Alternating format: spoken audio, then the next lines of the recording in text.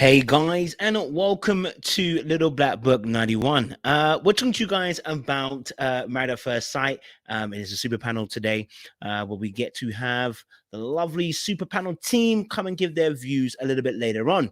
But we at the moment have an open floor session. This is where you guys get to come and say your piece about the latest episode. It's decision day, and all the couples have decided what they were going to do. Rachel and Jose said yes to each other, baby. We had Zach and Michaela. One said yes, the other said no. We also had Ryan and Brett both say no. We had Johnny and Bao. One said yes, the other said no. We had Gil and Myrla, who also said yes. Now, there has been some talks in the streets, okay, about an apology that I'm going to be giving for Zach. I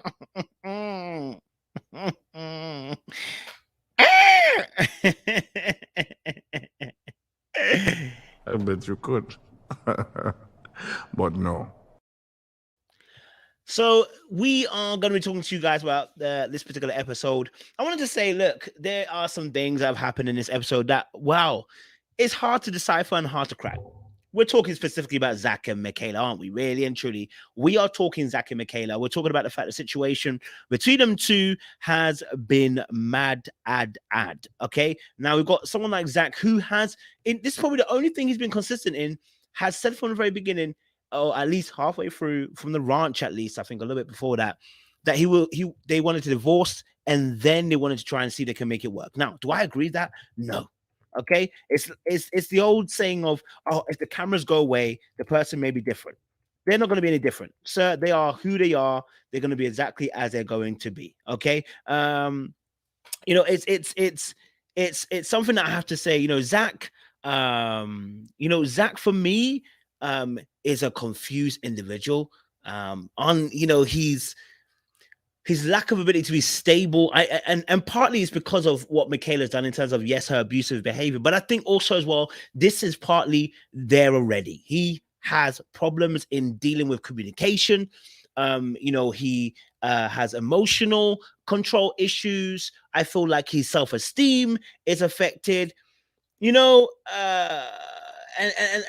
them kind of thing there, cuz, you know what I'm saying, right? So for me, there are aspects of Zach that needs improvement, but we said that from the very beginning, didn't we? We said that from the jump. Me and Sean had said that to you guys. We said to you, Zach is a little bit too cryy for us, right? And what's interesting, is, we were like this. Look, everybody wants, we want to be able to make him a manipulator, right? We want to be able to do that. It's like, yeah, Zach uses tears to manipulate a situation. My ex did the same. But your ex isn't Zach. Okay, he's not manipulating her with the tears, bro. Yeah? The brother cries because he can't communicate very well. He actually can't communicate very well. He's doo-doo at communicating. He is rubbish at it.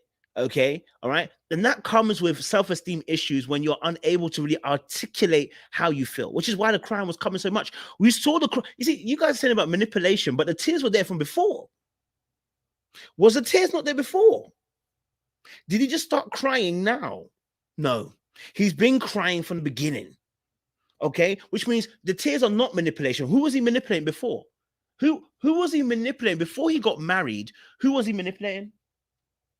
Talk to me. Who was he manipulating? Let me ask that question. Guys, before he got married to Michaela, who was he manipulating?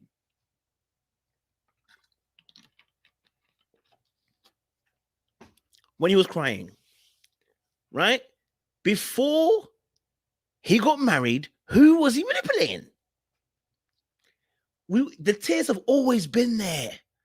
They've always been there. He'd been crying about a happy marriage, crying about the perfect marriage, crying when he got there. He cried before even, bro. And we said it. We said this crying is too much.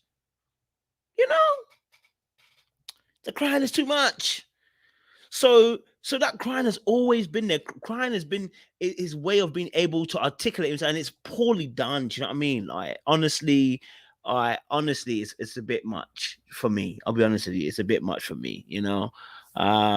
The tears have always been there, and we called it from early. Okay, so the tears the tears have always been there. Yeah.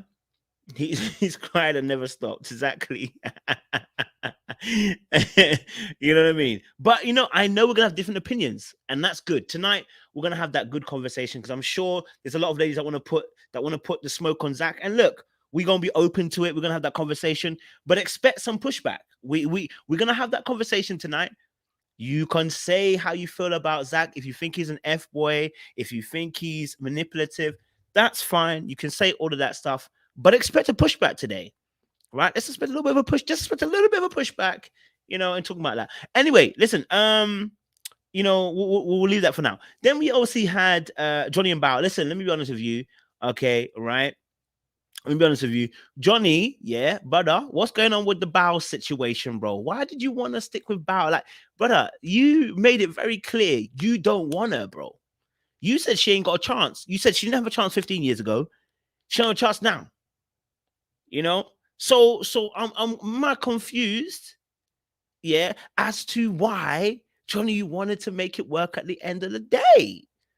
Yeah, I'm not confused. I have a feeling I know why, but I'm just saying, bro, you made it very clear you didn't want nothing to do about. You know what I'm saying? So,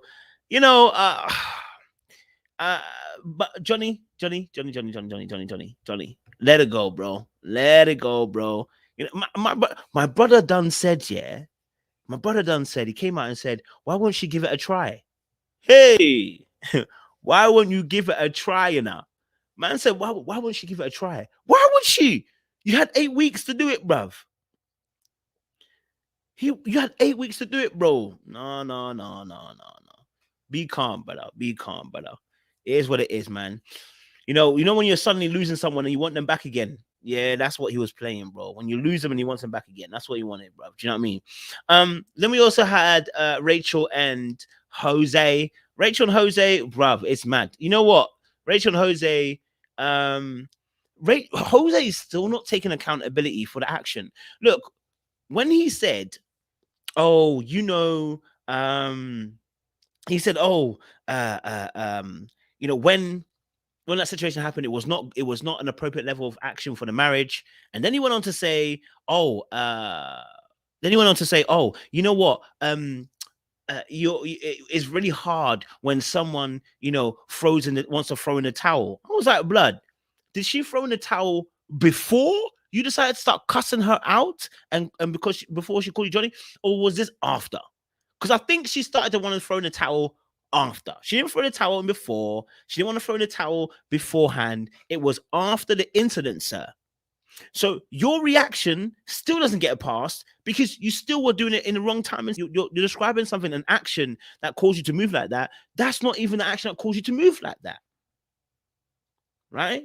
So my guy, okay, I'm going to need you to relax.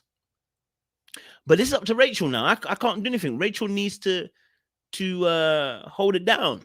You know what I'm saying? Like, because you decided to choose and say yes. I don't think she should have, but she went along. Okay. And then we have Ryan and Brett. I mean, we knew they were not going to work together. We knew they weren't going to go anywhere. I don't know if I even watched the whole scene, to be honest. So I'll leave that there. And then we have Gil and Myrla finally. So Gil and Myrla, madness. Do you know what is mad? Listen, I said this. We have moaning Myrla today. Listen, backhanded compliments. My girl was like, listen, she was like, oh, nice suit. And then she was like, but the shoes. But look at the shoes. So you're giving a compliment and then you flip the script by putting a but in there for him to focus on the shoes. Then you say about the wedding was a madness, okay, and you hated it, right? And listen, nobody's really saying, no one's really saying that you can't say that you didn't like your wedding. But remember, the person's right next to you, right? So maybe you should cushion it a little bit the way you talk about it. You offer what we call like a sandwich approach, you know what I mean? And layer it a little bit. But no, just said I hated the wedding. I hate meeting new people. And I was like, brother. And if you saw Gil's face, oh my days, Gil looked like he was hurt, brother. You understand? He looked like he was hurt. I wonder if the ladies are gonna talk about Myrla today. Are they gonna let us know how they feel about Myrla today, or they're gonna put themselves in Myrla's shoes today instead? I'm wondering, would they bring her up to par and bring her up to the judgment? They be saying, "Oh no, I understand where Miller's coming from. He's a dusty, so that's why he deserves to be spoken to so rudely."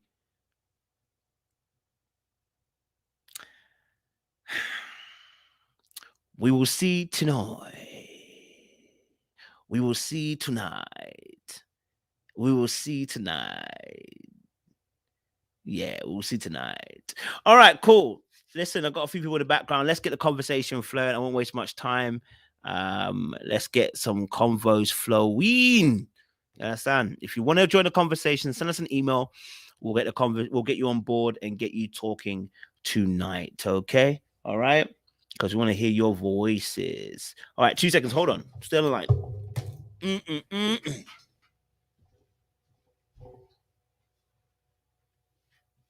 Oh. All right. Cool. Let's go. Let's talk about it. Let's talk about it. All right. Cool.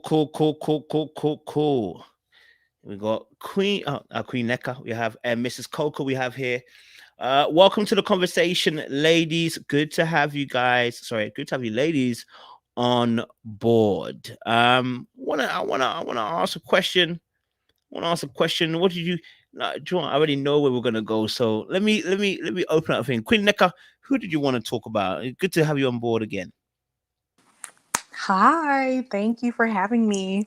Right. I want to talk about Gil and Myrla. They bothered me. Why did it bother you? Okay, so Gil is constantly calling Myrla a princess, but okay, like you're African, right? So I'm sure that if your mom is about the same age as my mom, your mom loved Princess Diana, right? Oh yeah. So him constantly calling her a princess, I don't want to say she's not ladylike, but she's not ladylike. I'll give you an example. When she sat down with her dress, she did not sit down properly. She was sitting I on hear the you saying. couch with her underwear. Literally. So he's constantly like picking at her and saying she's a princess. She doesn't really wear full makeup. So like I don't really know many flames or whatever you want to call it that don't wear like full makeup. So it's like she's on stage with he constantly keeps saying that she's a princess, but I don't think she's a princess. I think that she's just stuck in her ways. Okay. I don't necessarily think that she gives off like princess behavior or she's prissy or she's too girly or she's like, ew, I don't want to do that because X, Y, and Z. I just think that she's just set in her ways. But I really was not happy that she seemed very, I don't want to say she was ungrateful, but I didn't like that she said she didn't like her wedding. That was, I don't know. I thought that was very odd to say. And then like, I think they zoomed in on her ring. And I think it was Pastor Cal, I believe. He asked her, is that the ring that like he bought her, I guess? Because in the previous seasons, I don't remember if they showed them shopping for the rings, but I know in the previous seasons they would shop for the rings. And so that was what the guy actually purchased. So for her to just sit there and say that her ring was ugly, like she didn't say she didn't like it or it didn't fit or she gained weight, just, some lie to get out of it, for be so direct and say it in front of his face that it was ugly. I think it would have been one thing when she was talking to her girlfriend. Granted, it would have been on camera and he would have seen it sometime. But for her to just go on camera and say, I think I hate my ring and it's ugly was just like, it was kind of shocking. I think he needs to let go of the princess thing because she doesn't give me that, I don't want to say feminine energy, but she doesn't give princess vibes to me. Because like my name is Queen.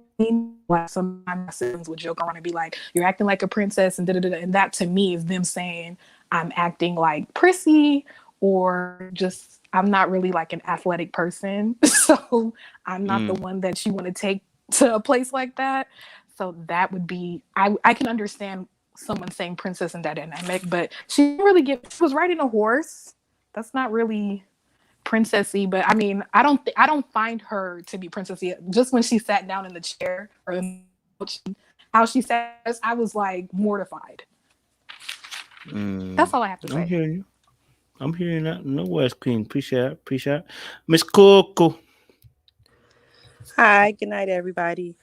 And Since we're talking about Gil and Myrla, wow, that was interesting to find out some information about them. That they had consummated the marriage, and also to find out Gil to admit that he loves Myrla.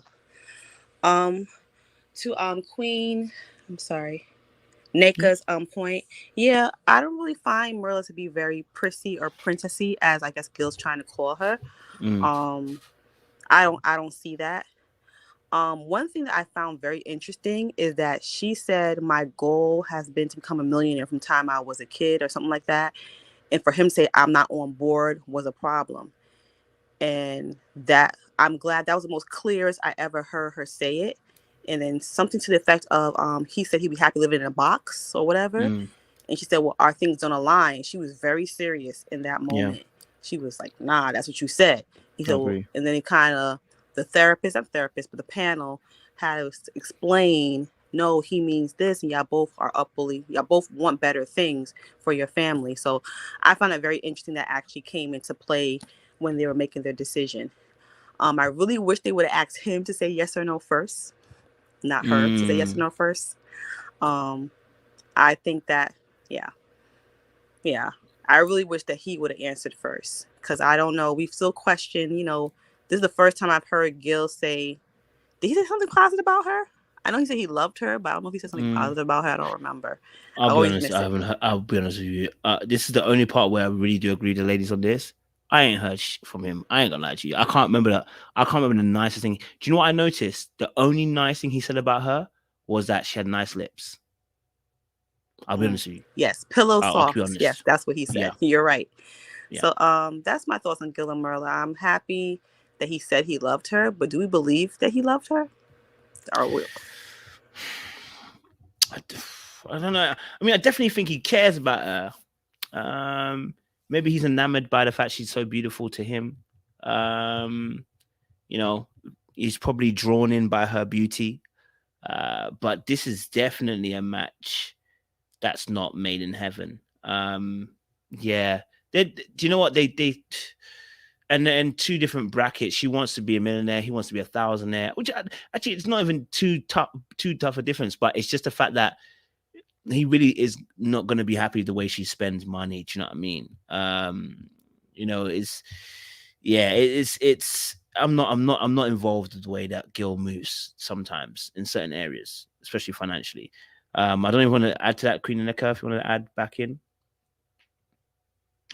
Yeah, he actually hasn't complimented her or said anything that he necessarily likes. I definitely agree with that. I don't even remember him saying the softest comments. That went over my head. I don't remember that. I'm not really sure what it is likes about her. I can see what Myrla probably likes, because he has been patient, and I guess in a sense has allowed her to be herself, even though, he's constantly nitpicking the princess comment and saying stuff of that nature. But I think that, I don't know, the financial goals, if they're not similar, it will be problematic. Just because, if she's going, well, I don't know. I haven't been, are they in Houston or in Dallas? They're in Houston. So I'm not really too familiar with Houston, but I would just give an example. I live here in Los Angeles. So it would be the Beverly Center or the Crenshaw swap meet. So those are two different things. You can get great things from both places, but they're completely different. So I feel like Gil is just not materialistic. And I don't know how much they make as firefighters, but here I live, California, we have fire season. So they make a lot of money. They can make 150, 200 a year. I don't know how much they make in Houston per se, but I don't think he's, hurting for nothing. But I just think that it's also I know she says she's not a principal, but she's still in the school system. So I guess I'm just kind of maybe she has investment somewhere else, but I guess in my mind, I'm just kind of it's they're both civil servants in a sense, they're getting paid by the government. So I guess to me, it's just kind of how much she must have investments or an apartment building or something somewhere, because when she's constantly talking about the money aspect, I just kind of think yeah, they're both civil servants. I'm sure they're not hurting them, but I just think that also his background of just, it seems his connection to Colombia, maybe just because his mom is there, the way he thinks about money. Because it's just like, I remember growing up, like, if my dad was building a house in Nigeria, it was nothing extra. We're not doing nothing extra for a while. So I guess his mindset, he might have like something in Colombia that we're not seeing, but I just think that he value money in that way. And some people like to have a lot of money, but help other people. And it looks like she likes to have money to like help herself. So I guess they need to get down to it. But I seen in the preview for the reunion, he started to cry. So I think that maybe the process finally got to him, because I felt like he's a little stoic and he's not really showing his feelings and stuff. But I do think that the money aspect of saying you want to be a millionaire in this time period that we live in, that's kind of like a big statement. Like, it's kind of, I don't know. I feel like that's going to be a problem. Okay. I hear you. Thank you very much, Queen. Appreciate it. Queen, just check your connection. It goes in and out sometimes. So when you're talking, we lose you for a second or two. So just double check your connection. Make sure your connection's still there, because sometimes we lose you for a second or two.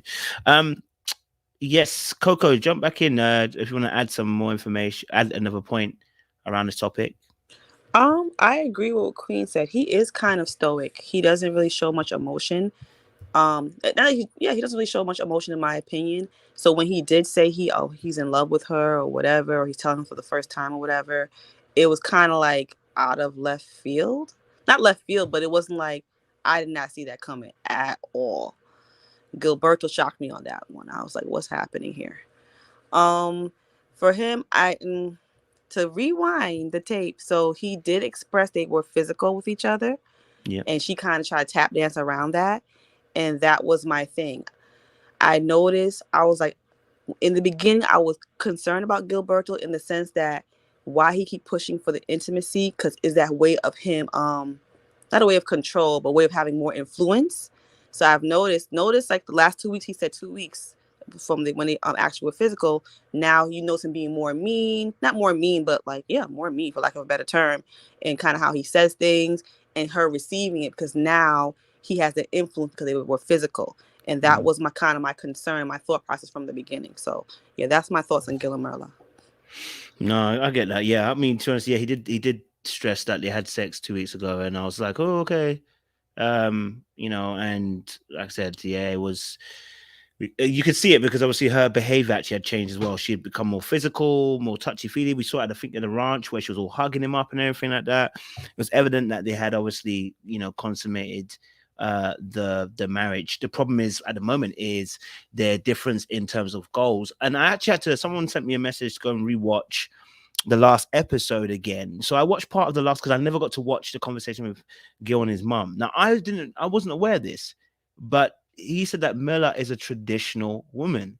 She wants him to handle the bills. Now he cannot handle the bills on her wages. He cannot handle her bills on the amount that she spends. He will not be able to do it physically, which is why probably now I'm seeing why he was so stressed. Because everyone was saying, okay, she'll pay for her own thing, for everything. But then he was speaking to his mom and saying that she's traditional. She wants him to handle the bills, everything like that. That's going to make it very difficult if you're trying to live on Myrla wage, on Myrla's madness, on your madness. You know what I'm saying? Like, that doesn't mean he can't take her out on dates and everything. I think that part of him was cheap. But, just the fact that, she's going to be, the way she's going to move in her lifestyle, it's going to be very different to his. So, I think these two are pretty much, incompatible in terms of where they're going to. And, he's going to need to, he's going to need to,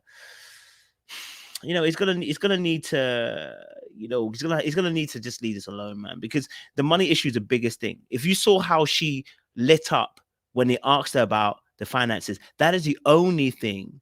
That's the only thing that was her problem. And that's fair enough. Why would you want to live in this particular instance, when you haven't chosen, why would you want to put yourself in a situation where you have not chosen a partner to be in a situation where financially you're not going to live the life you were living beforehand? Do you know what I mean? It wouldn't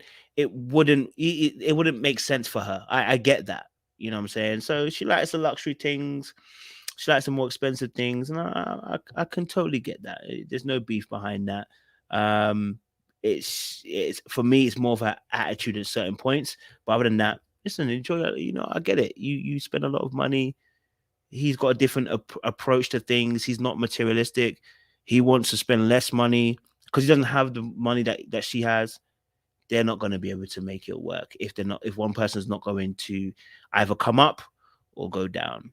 Yeah, so I hear that. All right, cool. We'll leave Gil and Myrla alone. Let's talk a little bit. Let's talk a little bit about Zach and Michaela, because I know that's what everyone was waiting for. They're waiting for that conversation to get me. So, Queen, talk to us, man. What's your thoughts? Okay, I'm gonna just on Michaela first. It was like the crazy. She was trying to swallow the crazy when she was sitting there, and you can just tell like it took everything in her not to like deck him in the face, because she was like fuming. I could actually see it in her, and that was like, it was a little kind of scary just like watching it, because I can only imagine what he felt like on the couch. But I just feel like Zach could just easily leave the situation, and I think everybody would understand without the whole, you know, you remind me of mom. Like, why are people just using their moms all willy-nilly? Like, you know, it's kind of like how, you know, like people, you know, you lying and you say, I swear to, you know, whoever you believe in or whatever. So like, that's kind of how I seen it. I just felt like he could have just told her, hey, I don't want to be with you. You know, these actions, X, Y, and Z, this is what I feel. And I just need to walk away because I don't feel like our relationship is healthy. But instead, he kind of similar did to what Ryan and Johnny are doing. They're trying to be like the nice guy. And you said it today in your video, nice guys are not good guys. No. And I just wish he just would have just told her straight up and just been honest. Because I think that's actually what Michaela also needs as well, is honesty. And sometimes you, like, she is the youngest, you do people a disservice when you're not honest. And for her, she's just gonna be like, well, he's just a coward, or he couldn't handle me, or this and that. That's how she's going to take this situation. And then obviously, you know, on Twitter and in the blogs, it doesn't really look the greatest that he also is dating else on the cast, quote unquote. I mean, you know, it could be a rumor, it could be, but it does look a little odd because there's been outings of them without the other castmates. So it does look very, I guess, like they're dating. So I don't know. I just wish he didn't bring his mother and like type that letter. But I kind of felt like when he did type that letter, he was going to say no. Like I felt like he was going to do it. Like, cause I'm just like, why did he, like, what is he typing? And like Pastor Cal kind of was like frustrated, but I feel like I don't know, this season, like, I've been noticing that, like, I don't know, maybe this is just reality TV thing, but like when there's like violence or physical violence or these things of this nature, the way they discuss it is just like odd. They don't say like, this is what happened. Like, I think they said like a mishap. I don't know what language they use, but it was just like, what is a mishap? Like, what are you, like, she went crazy. Like, she literally lost all composure. She couldn't control herself. So it's just kind of like, I don't know. I felt like Zach could have just said, hey, I don't want to be with you because you did X, Y, and Z, and everybody would have understood. But that's just me. I'm with you on that. No, you're making a lot of sense. Sorry, my camera just went down. Yeah, you're making a lot of sense. I hear that. You know, I just think he could have been a bit more direct. He really could have.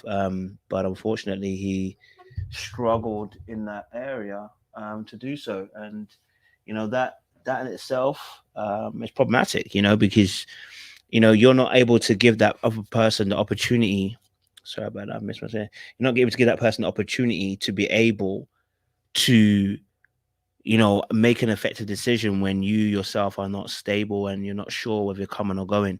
He needs to work on that. That's an honest thing. He needs to work on that. It's too much. You know what I'm saying? So, yeah, we I know some smoke is probably going to come from later on. Coco, talk to me. So we're talking about Zach and Michaela. I saw your video earlier about Psych. I'm not really sorry. I saw that earlier. Sir, Zachary, my dude. No. From the minute they was supposed to say, oh, let's talk about the good times, and he pulled out his letter to read, I said, I know what he's about to do. He's building her up to make a left turn. He's trying to finesse the decision day. I'm divorcing the bad vibes from before, and now I'm, that's what that means to me. No, it's yes or no. I'm looking like, that's for me. That's for me. That, I don't know. The word for me is abusive. I know we have debates about that, but he could have just definitively said, no, I don't want to be with you. He didn't have to say, you're all these things and lollipops and rainbows, and you're the best woman compared to my mother. And you must love me, or you must be crazy, or you must be both. And I love you too. All the things to just say, oh, so for me, when asked a yes or no question, he says some obscure thing. That to me is abusive. He did not have to take her up to the mountaintop to drop her down with no safety cord. That's unnecessary. So if there's another synonym for abusive in that sense, cruelty, whatever, that was so unnecessary. I was yelling at my TV. I'm like, my dude, can you answer the question? Even when Michaela was reflecting back what she heard and kind of saying, hey, can you really give me a yes or no answer? Then he went forward. And then he even had to tag in Pastor Cal and the experts to say, hey, Zach, when you tell her you want to be divorced, it means this. Like, he's trying to interpret it for him, because know how his audience, who's Michaela, how she's going to receive it. That was cruelty. To me, I called it the A word that we've been playing, saying because you didn't have to do that. And I knew he was going to do that. I was hoping he wasn't going to do that, but I knew it, because that's Zach fashion.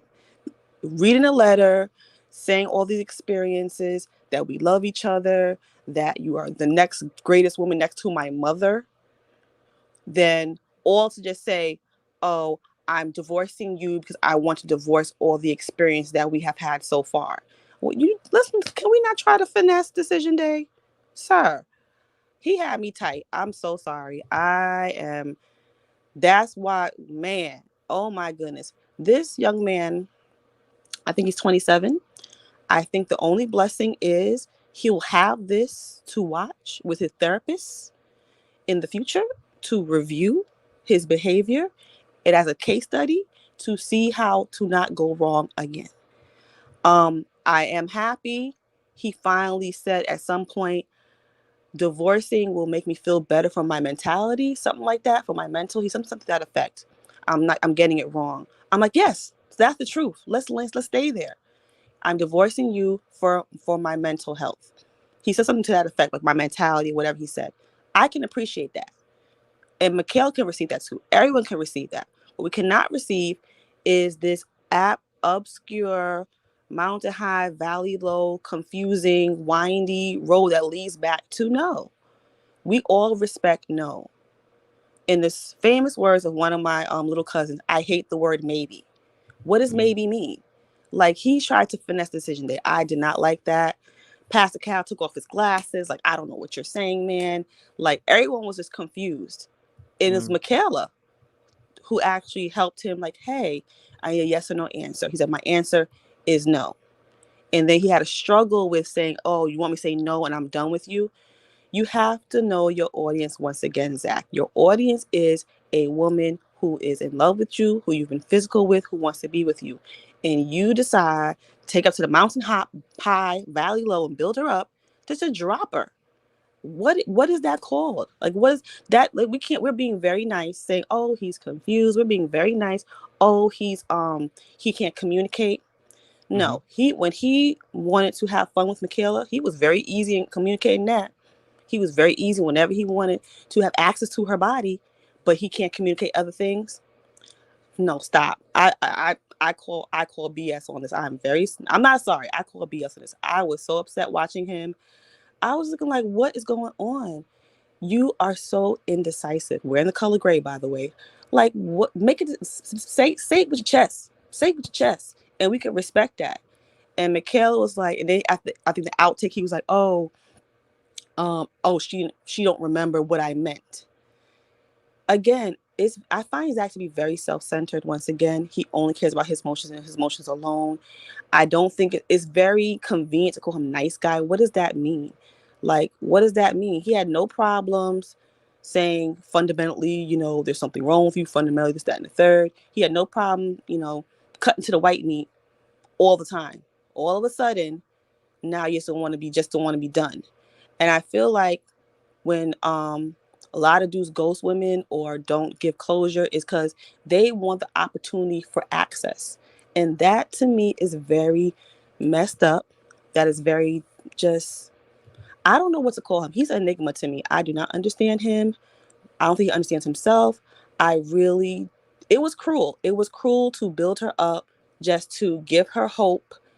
And it was a game. That's why it feels abusive, because you didn't have to play that game. You could have like, you know what? I've decided I'm sticking to what we discussed previously. I'm saying no today. And, best of luck to you. Can we still be friends? He didn't do that.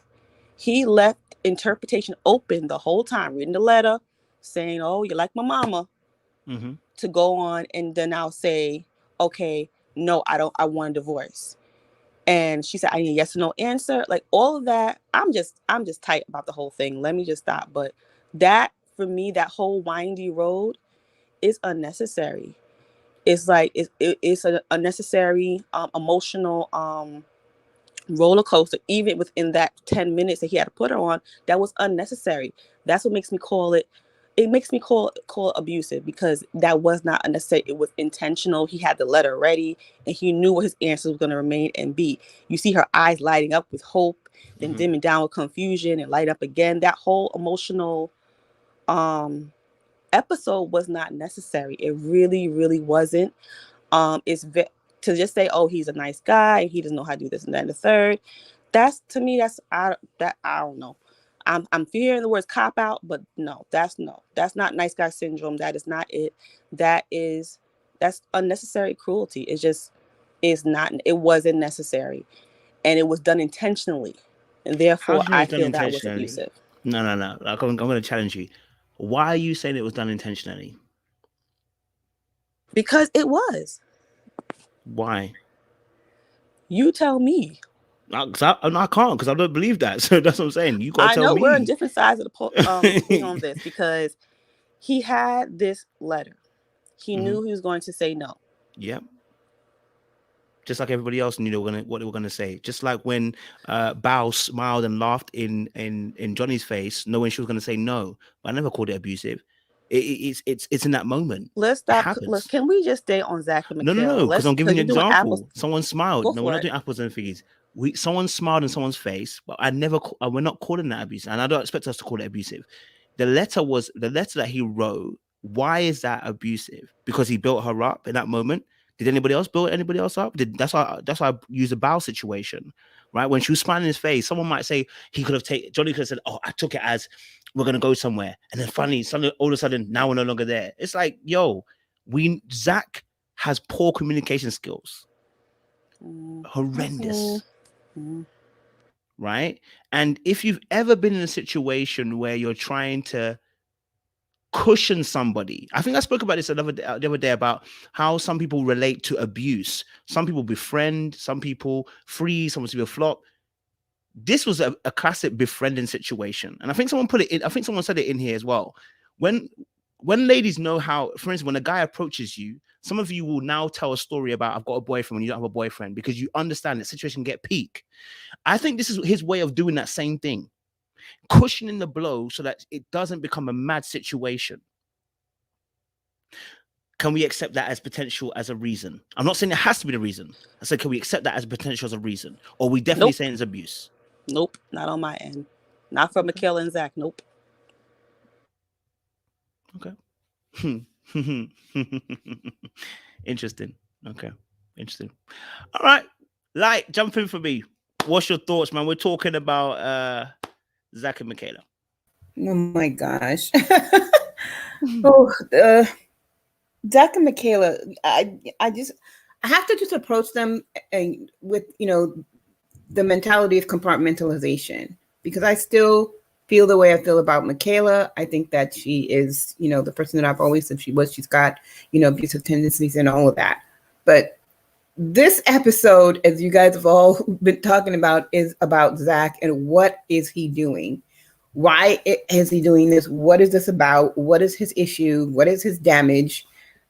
I just don't know. I'm really confused by him, but I think that what he did was wrong. I mean, he came in showering her with, all of this praise and lifting her up, and then came in with the same crazy idea about divorcing. It just didn't make sense. And then he said at one point something like, we talked about it and I thought we were on the same page. I don't see how she could be on the same page when he's not on the same page with himself. It just didn't make sense for him to think that she is going to follow that mentality, that line of thinking, because it was not clear and it was not a straight path. It just wasn't a logical thought. So I think that, I kind of had to think about this a little bit. I have to humble myself a little bit before the ladies, Coco and I had an exchange before about him. And there's a part of me that is wondering, about him more, that I'm not holding on to the fact that he's not doing certain things intentionally. I think that he's doing certain things that are really obviously confusing her, but it comes down to, did he do this intentionally? Right? I think that he probably was, sort of being a coward in this situation.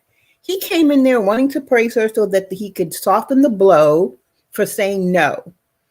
And then at some point, he's like, okay, well, we talked about this part of maybe still trying after the fact. So I'm going to say no, but still say we're going to try after the fact. So I think I'm landing on the place where he didn't have the courage of his own conviction. If you don't want to be with her, just say you don't want to be with her. That's what we had a big conversation about at one point. Women in general prefer for men to just be honest. You don't need to soften the blow for us. Just tell us the truth. That is preferable. I don't think that he had the courage to do that. I don't think that he had the courage to do that all along this journey. I think that, production had a little bit to do with that, but he obviously could not stand his ground. He could not stay in one place in his own decision making. He just did not have the courage to go through with this. Trying to be a nice guy and trying to be what you always say, Kojo, a people pleaser, all it does is cause more problems in the situation. So I think that him not being able to stand up and be strong in that way contributed to all of the problems that they had along the way. Because if he was able to stand up and be strong, then he wouldn't have done this back and forth thing the whole time. And this yesterday, or this, episode, that was the most obvious, that he's just not a strong man. He's just weak in that way. That's an unfortunate thing. And that's pretty much all I have to say about that. I do want to say to you, Kojo, that I'm really liking that blue light. It's really giving it the effect. I'm digging it, really. I appreciate that. Love for that. Yeah, no, do you know what? Okay, so I had a thought. When you break up with somebody, right, there are different types of breakups you have. For some partners, when you break up with them, you don't want to even talk to them. You just want to break up, be out of that place. There are some partners, sometimes they do something stupid, but you break up and you give them a speech as you're breaking up. Listen, you know what? I know we're not going to work out, but you've been great. You've been amazing. You have a little closure speech. I think that's what it was. But we don't get to see that because it's not the same environment as you having a conversation with your ex-girlfriend or ex-partner in that moment. Now, do I think it was intentional that he built her up to break her down? No, because remember, before he went into this end thing, they already planned what they were going to do. They already planned. It didn't matter. Remember what he said. This is why I don't think he's abusive. Remember what he said. It doesn't matter what happens on the decision day, because after what we're going to do. This was at the ranch. He was talking about this, right? He said, after, we know what we're going to do. We're going to continue after. It doesn't matter what happens decision day. So the no that he said makes no difference. But he was already going to say no, right? But his whole, I don't like the plan. I'm going to be honest with you. I don't like the plan. That's like, that was that, and that plan for me doesn't make sense. I don't like the fact that you're gonna do that, right? Where you're gonna break up and then try to do it. That's a concept that is idealistic once more. Everything he's doing fits the narrative. The crying, the idealistic plan after you have a divorce. This is all to do with the beginning, okay? The inability to say no. When someone has an inability to say no to you, they've got their own problem. They got boundary issues, not because they're abusive. They got boundary issues. They can't say no. Do you know what I mean? Like, that's not someone who's been abusive. That's someone who doesn't have boundary issues. That's someone who's got boundary issues. Now, in terms of Zach, he stated this from weeks earlier. That was the plan.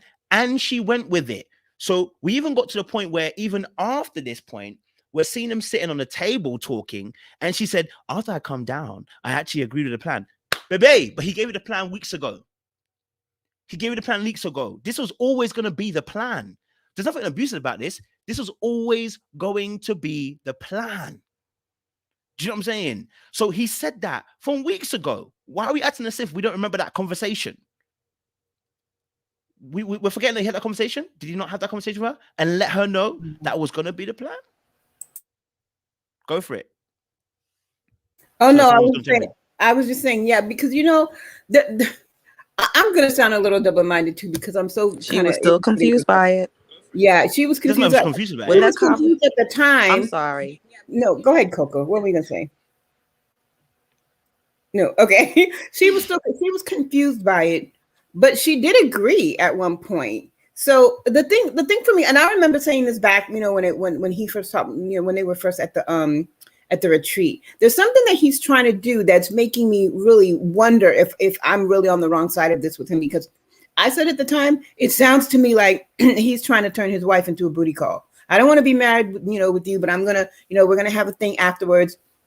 I mean, if that's what's happening, then that means that he is doing it intentionally and he's a bad guy. So that there is that possibility that I absolutely have to consider. I really can't, you know, discount that if that's really in my face. But at the same time, you know, he's so confused about how he feels about her. And I continue to think about, you know, the pattern of, you know, of abuse dynamics, right? When you really have someone that you have really strong feelings for, you really love this person, you like a lot of things about her, and Michaela, when she is in a good space, is a beautiful, engaging, captivating woman. That is something that somebody like Zach would be attracted to. So it's kind of like, if I want to be with this person, but I want to remove from the drama, you actually, you know, that's where his double-minded is coming in, is because there's a part of her that he really is probably falling in love with. But why then would you continue to want to make this connection if you are trying to divorce yourself from the issues? I mean, I know that I'm sounding just as confused, because there's two parts of this. I'm still debating with myself, because what he's doing is removing her as his wife, and then making her into not even a girlfriend, but we're just going to see where we can go. That's dating. We're going to have fun, but I don't want the drama, but I want the fun. Well, you know what? In this particular situation, you already married this person. You have to come to accept the entirety of the person and work with what you've got, or you have to walk away. So if that, wait, you know, we all have to, because remember, he's an idealist. First and foremost, Zach is an idealist. This is how we have to look at Zach. That was what we said. That's what we said from the very first episode. Zach is a complete idealist. That's why he was crying the way he was crying, talking about white picket fences and coming through the door of his wife. He's a complete idealist. This plan sounds like an idealist person's plan. It's not a plan that me and you will come up with, like, well, we ain't gonna come up with that plan. No. But an idealist would. Because ideally in his head, let's divorce, get that out of the way, cameras are out the way, and then we can work on our relationship in secret or without the cameras, and we'll see how it goes. Now, at least then I've got a back door. If you continue to move mad, I can run away. But I couldn't run away in the process, bear in mind, because obviously experts and obviously the contracts, everything like that, I couldn't run away. But if I divorce now, and this again, for me, doesn't make sense. I'm not an idealist. I'm not an idealist. I'm a literal person like you. Like, we both agree. We're both literal people. It's either we're there or we're not there. But he's an idealist. He sees it as an imagery of, if I get divorced here, ideally what can happen, then we can work on our relationship behind the scenes and continue to go forward. I'm like, what? What I wish happened is people held him to account. The likes of Gil and that should have held him to account on the show there and then and said, bro, this is not a plan that's going to work. Right? That's what should have happened when he was saying those things. So it stops him right there and then, and then give him a black and white situation like you're about to say, like, and say, hey, either you make it work or you kill it. Stop doing this thing. But you heard him arguing with Pastor Cal when he was talking about his idealistic idea. He said, after this happens, it doesn't matter what happens because we're going to work it out after. What? And then Pastor Cal was like, wait. Doesn't make sense. If you say no, and he doesn't understand that. Because he's an idealist. Look, Pascal tried to explain it to him, and he still wasn't deep in it. Trust me, the brother is not doing it on purpose. He can't understand things. Anyway, but sorry, that really does connect with me, Kojo, because in the course of us having, me being a part of your community, I've had 2 examples in my life, that I've shared. A woman in the situation and a man in the situation, and they are both that way. They both approach their marriages in a way of saying, "I know that I'm going to be able to work this out. There's a thing that I can do to be able to, make this person change or make them understand how much I love them or make them understand how much this thing doesn't work well for our marriage and we can be better in this way." They were always trying to fix everything. They took it upon themselves to be the one to fix the thing. So when you talk about idealists, that's what comes to my mind is that, when in abusive situations, the person that's being abused is always trying to find a way to fix the situation. But I still can't get, it seems I have to consider the idea that maybe he's being manipulative because he knows that this girl is not stable. It is clear and obvious. He said it himself. He didn't say she's unstable, but he looked at the situation at the beginning and said, this is something I don't want to deal with. If you know that she is not stable or you know that she is prone to these outbursts, why do you keep confusing her in this way? So, this is where I have to humble myself and really give it some consideration because I really want to believe that he is in the camp of people that are just trying so hard to make the situation work. But I gotta take the other stuff into consideration because what he did, decision day, was whether or not they agreed beforehand. It just was. It gave me whiplash. I just had to, really give it more consideration. I don't know where I stand. Quick question to you, Light, and I'll go to the Queen. Did Michaela agree to this? Do you remember Michaela agreeing to this plan pre them going on to that decision day? Because they spoke about this. What I remember mainly about it is when they were talking about it the day when she flew off, like bees were attacking her. I don't remember her agreeing to it at that point. If anything happened after that, I didn't see it because I go in and out. I'm always multitasking, unfortunately, and that's but I remember her saying that it didn't make sense and that she wanted to, that she wanted an answer. And then I remember, like partially listening to Bao having this statement about that, and then Michaela was sort of on the other end of the debate from Bao. Bao was the definitive answer person, and Michaela was trying to get on board with understanding what Zack was trying to explain. I really didn't take it like she was agreeing. I took it as she was trying to sort of back up his thought process. Maybe she agreed at that point. Is that what you're talking about? When did you specifically see that she agreed to that arrangement? Maybe I saw it wrong. So I thought she came around by the end of after the ranch situation, not when they were talking, and it turned into a massive argument that they eventually had the same idea. When they were on the couples cam, when they had their own couples cam, when she was in yellow and he was in yellow, I think, or whatever, and then they were talking and it blew up into a massive argument because I think he wanted to sleep in the bed, and then she was like, "No, what's the point if we're divorcing?" Da, da, da, da. But maybe I'm remembering it wrong. So, but wasn't that before the retreat? Was that before the retreat? Maybe that was before the retreat. Okay, maybe that was before the retreat. Maybe it was. Okay, so that conversation has been going for a very long time then. So it's been going for a very long time. It's been going for a very long time. Okay, so that conversation's been going for a few episodes, like 4 episodes or so. He's been going for three or 4 episodes since that, and then obviously then we get obviously the situation where they're at in front of the experts, and then she doesn't roll with a plan, and then rolls a plan after. You know what, Kojo? I think I'm sort of landing on a certain space here because Go for it. even in the midst of us trying to it's confusing. Go through all of that confusion, I think that I still do have to come down on the side of this where they are right now, in a bad place of not knowing anything about what they're doing. I do have to land on the fact that it is Zach's fault. Because if he told Michaela, I'm done, I think at this point she would be like, okay, we've been through this, we're going to be done. She would be able to move on if he would say it. He's the one that's now keeping this going.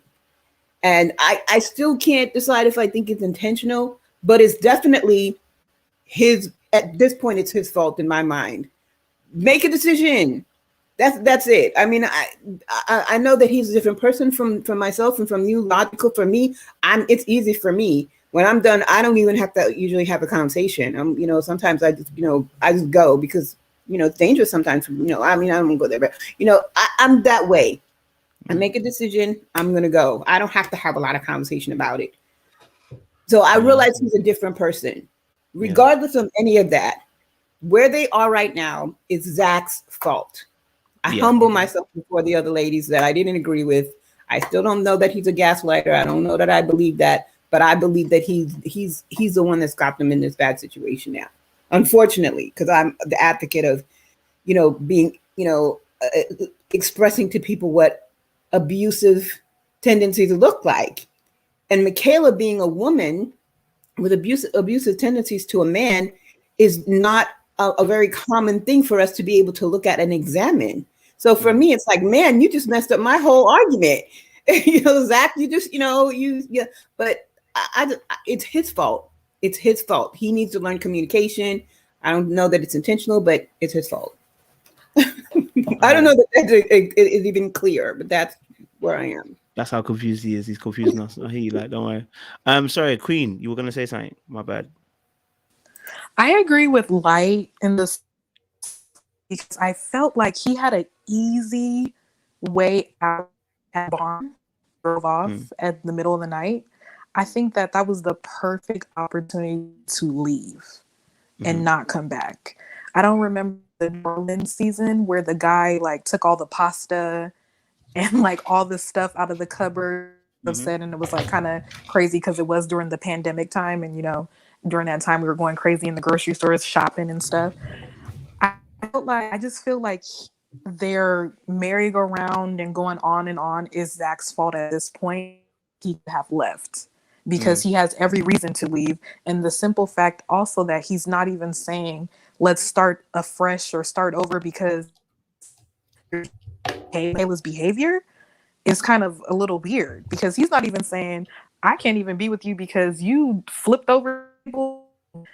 You wish, all these crazy things that she did. He's like, let's just start over and date or whatever. But I just think also people that really understand because obviously if you feel abused or things of that nature, you can exit stage left. But I feel like this show is kind of weird because everyone is doing the opposite. Ryan came on the show, wasn't dating app.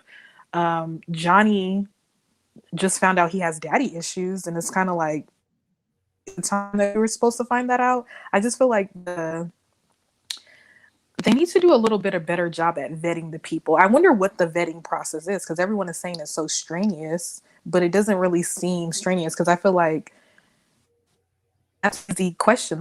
Say if your parents are divorced, right? I think that generally, depending on when it happened, if it's fresh, have an emotion about that topic.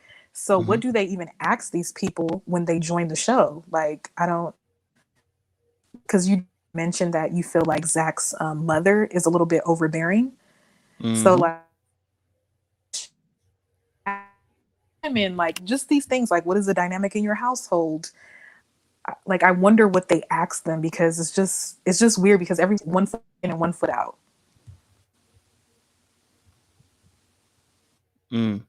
That's Okay. No. Okay. Let me.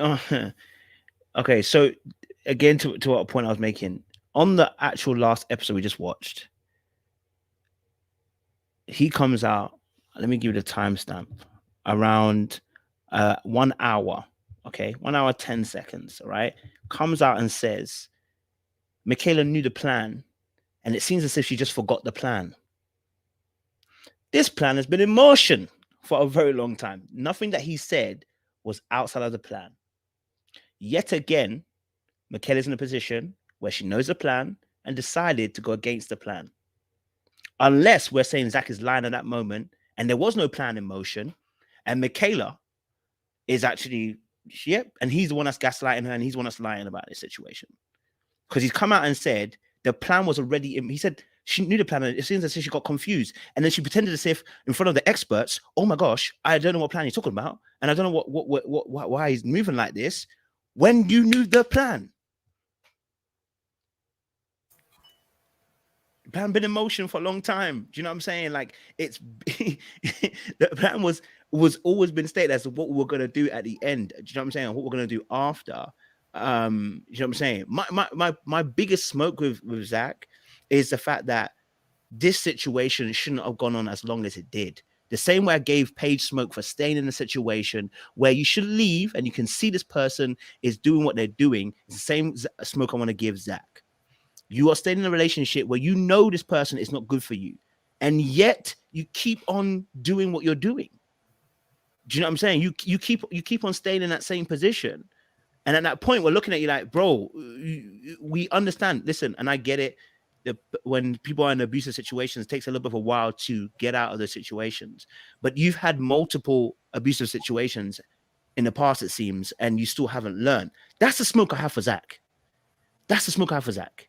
Do you know what I'm saying? That's what I really have smoke for Zack, right? Okay, this situation isn't too dissimilar from Paige last season when everybody was screaming at a scream like, Paige, what are you doing? Why are you going back to the person when you know that they're an abuser? Yeah, when Zack is going back to the abuser, we're saying he shouldn't. He's the one that's manipulating her. Yeah, he's going back to the abuser just like Paige did, and he's not thinking just like Paige was doing. Not thinking. But hey ho, let me pause up my thing and relax and think. Coco, join the conversation before we go light. Let me let Coco go in because she hasn't spoken in a while. Coco, talk to me. Oh, are you not there, Coco? Oh, hi, I'm back. My won't let me be great. Technology. You want me to let you great, baby? Long story short, I just still feel Zack is all the way in the wrong. And let's rewind the tape a little bit. So when they had the meeting, I believe with Dr. Pepper, and they had he had to meet with her, and then he decided, I'm going to leave and I'm going to come back. And Michaela was like, okay, he said it's done. And she kind of accepted that. In that moment, I accept that. There's nothing more I can do. She said it out of her mouth several times. And then he said, okay, if you will talk to me or look at me, I want something on decision day. He said something to that effect. It was something weird he said. Like, come on, at least if Michaela will talk to me, I will not do something on decision day. Something to that effect he said. I can't get the exact thing he said. But that's my issue with him. So, he tried to get her to smile, all that kind of stuff. But he clearly was all the way done with her. And he wanted a closure meeting of his own calling. And we recall that. So I'm sitting here like, okay, fine. And then, she's talking to Dr. Pepper and not talking to him. And, Dr. Pepper's like, wait a minute. So you do find good things about her, all these things. All of this leads, again, Zack, can you let the plane land? This is my issue with him. I don't know if y'all remember the other Zack from Zach and Minnie from seasons ago. Yeah. They're very similar in kind of what they be doing. It's kind of weird. I don't know if it's a name thing or whatever. But really and truly, I think what a struggle I have with your assertion, Kojo, is like, oh, she knew the plan or whatever the case might be. If I'm not mistaken, it looks like she's getting in help from the experts behind the scenes, like outside therapy, kind of, versus based on her interaction with them outside of Zack. And it's okay if he said, okay, this is what we're gonna do. She probably thought it over, like, wait a minute, no, I'm not with that. That's a possibility too. Like, we're not with the plan. And one thing he said that caught me, you want me to say no and just be done? And that's when he got to put on his big boy pants. Say, yes, when you're saying something is done, it is done. And that is for you to stand 10 toes and say, yes, it is done. Because it encompasses all the consequences of everything. If you don't want to be with her, then you cannot then play with her and have her as one of your, people on your different bases. Because in my brain, when I was watching the season, not the season, the final decision day, I was like, wait a minute, is he like have multiple people on rotation and he want Michaela to be part of the rotation and he want to see which, flavor he likes the best while still having access to her? It kind of felt like that a little bit, like, wait a minute, yeah, I'm going to divorce you, but I still want you on my roster as a possible person to date. The idealism, yes, the idealism, I'm like, that's a very nice way to phrase all his shenanigans, because that is very, it's a no-go. It's not good. There's no good adjective to describe the way Zack has been behaving. Many times within the process of the past 4 episodes, Michaela was like, you know what? I've done too much. He doesn't like this. I accept that this is what it is. We're parting ways. And he always says, no. Let me reel her back in for whatever the case might have been. That's nothing to do with Michaela. That's all the way to do with Zack. And he could have left. He could have been free. Caw, he's free. And every time he finds some roll back, and that's not confusion. Those are choices, because that is choices. I think the idealism, it doesn't sound like a negative thing to say about him. So he's idealistic. Like, no, it's a reality check that if you say, no, I want to divorce this woman, you get no parts of me anymore. You get no parts of Michaela anymore. And he didn't want to say, okay, I want no for this, but I want yes for that. And it's his indecisiveness that has him miserable. He's in a permanent state of turmoil within himself because he's very, very indecisive. I don't say he's idealistic and all that kind of stuff. It kind of makes it sound like he's not doing some very backward stuff. He's doing backward stuff. It's out of order. It's messed up. It's sinister. It is on purpose, because he knows that, and he likes this whole juggling, bring you close, go back, bring you close, go back. And he's been in this type of relationship several times, which proves the point. For me, Zack is just a no. I think he's out of order. And I'm just like, over and over again, Michaela has accepted, you know what? I have knee-jerk reactions. I'm this way, I'm that way. He can't deal with it. I respect that. Let's cut ties. I know I can't do anything more. I said my piece. I know I could. I'm good. I'm ready to move on.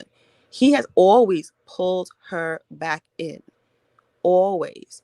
For him to say, let's get divorced, stay together, whatever, is, again, I find Zack to be very, I don't know what the right word is. I just feel like it's very self-centered. Like, how does it benefit Zack alone? It's not idealism.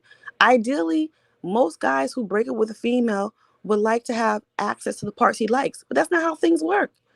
In reality check, my dude, is goodbye. You say goodbye, say goodbye. She has respected your goodbye from the beginning.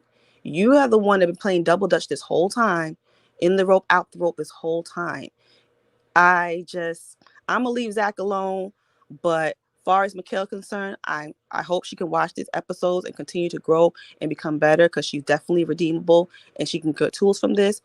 Zachary, watch this with your therapist, and I would just date. Don't just date for a while, or just stay by yourself, something, because this, how we're supposed to understand the ununderstandable, is so like confusing and like going on tangents that we can't even follow him.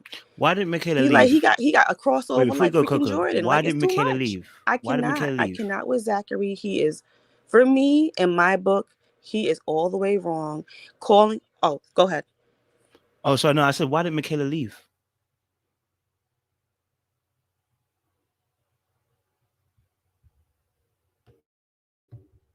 Oh, Miss Coco, are you there? Michaela did leave. Mm. Did we miss it? Didn't she leave when the whole therapy with Dr. Pepper? And who brought her back? It wasn't Zack. It was Dr. Pepper. It wasn't Zach. It was Dr. Pepper who brought them back together. Didn't she leave with Dr. Pepper? Didn't That was she Dr. leave Pepper who brought them back. and wasn't talking to him? Yeah, and who brought them back? Dr. Pepper did. It was Dr. Pepper who brought them back. It wasn't him. He didn't go begging to Dr. Pepper to bring them back. Dr. Pepper brought them back together. And who brought them back? Dr. Pepper did. It was Dr. Pepper who brought them back. It wasn't him. He didn't go begging to Dr. Pepper to bring them back. Oh, there's an echo behind. Sorry. Oh, okay. Yeah. But still, it was still Zach. It's still Zach saying, okay, if Michaela will talk to me on decision day, I'm sorry. So what's happening with on my side is like, I'm on the thing, but I cannot hear you. So I'm kind of like have to hear from another device. I have a delay happening. No, that's why I came out a couple times. Sorry about that. But I just feel like the moves that Zach makes is just very on purpose. And it's just on purpose. Like if I had someone come to me and say, hey, he's doing all these things, he's playing games. He's playing games with your body, he's playing games with your heart, and you need to bounce. That's what I would say. And like to constantly like trying to, I feel like calling Zach an idealist and he has to have boundary is not sufficient enough to say that this person is not ready for a relationship. Stay away from this young man. That's all I'm saying.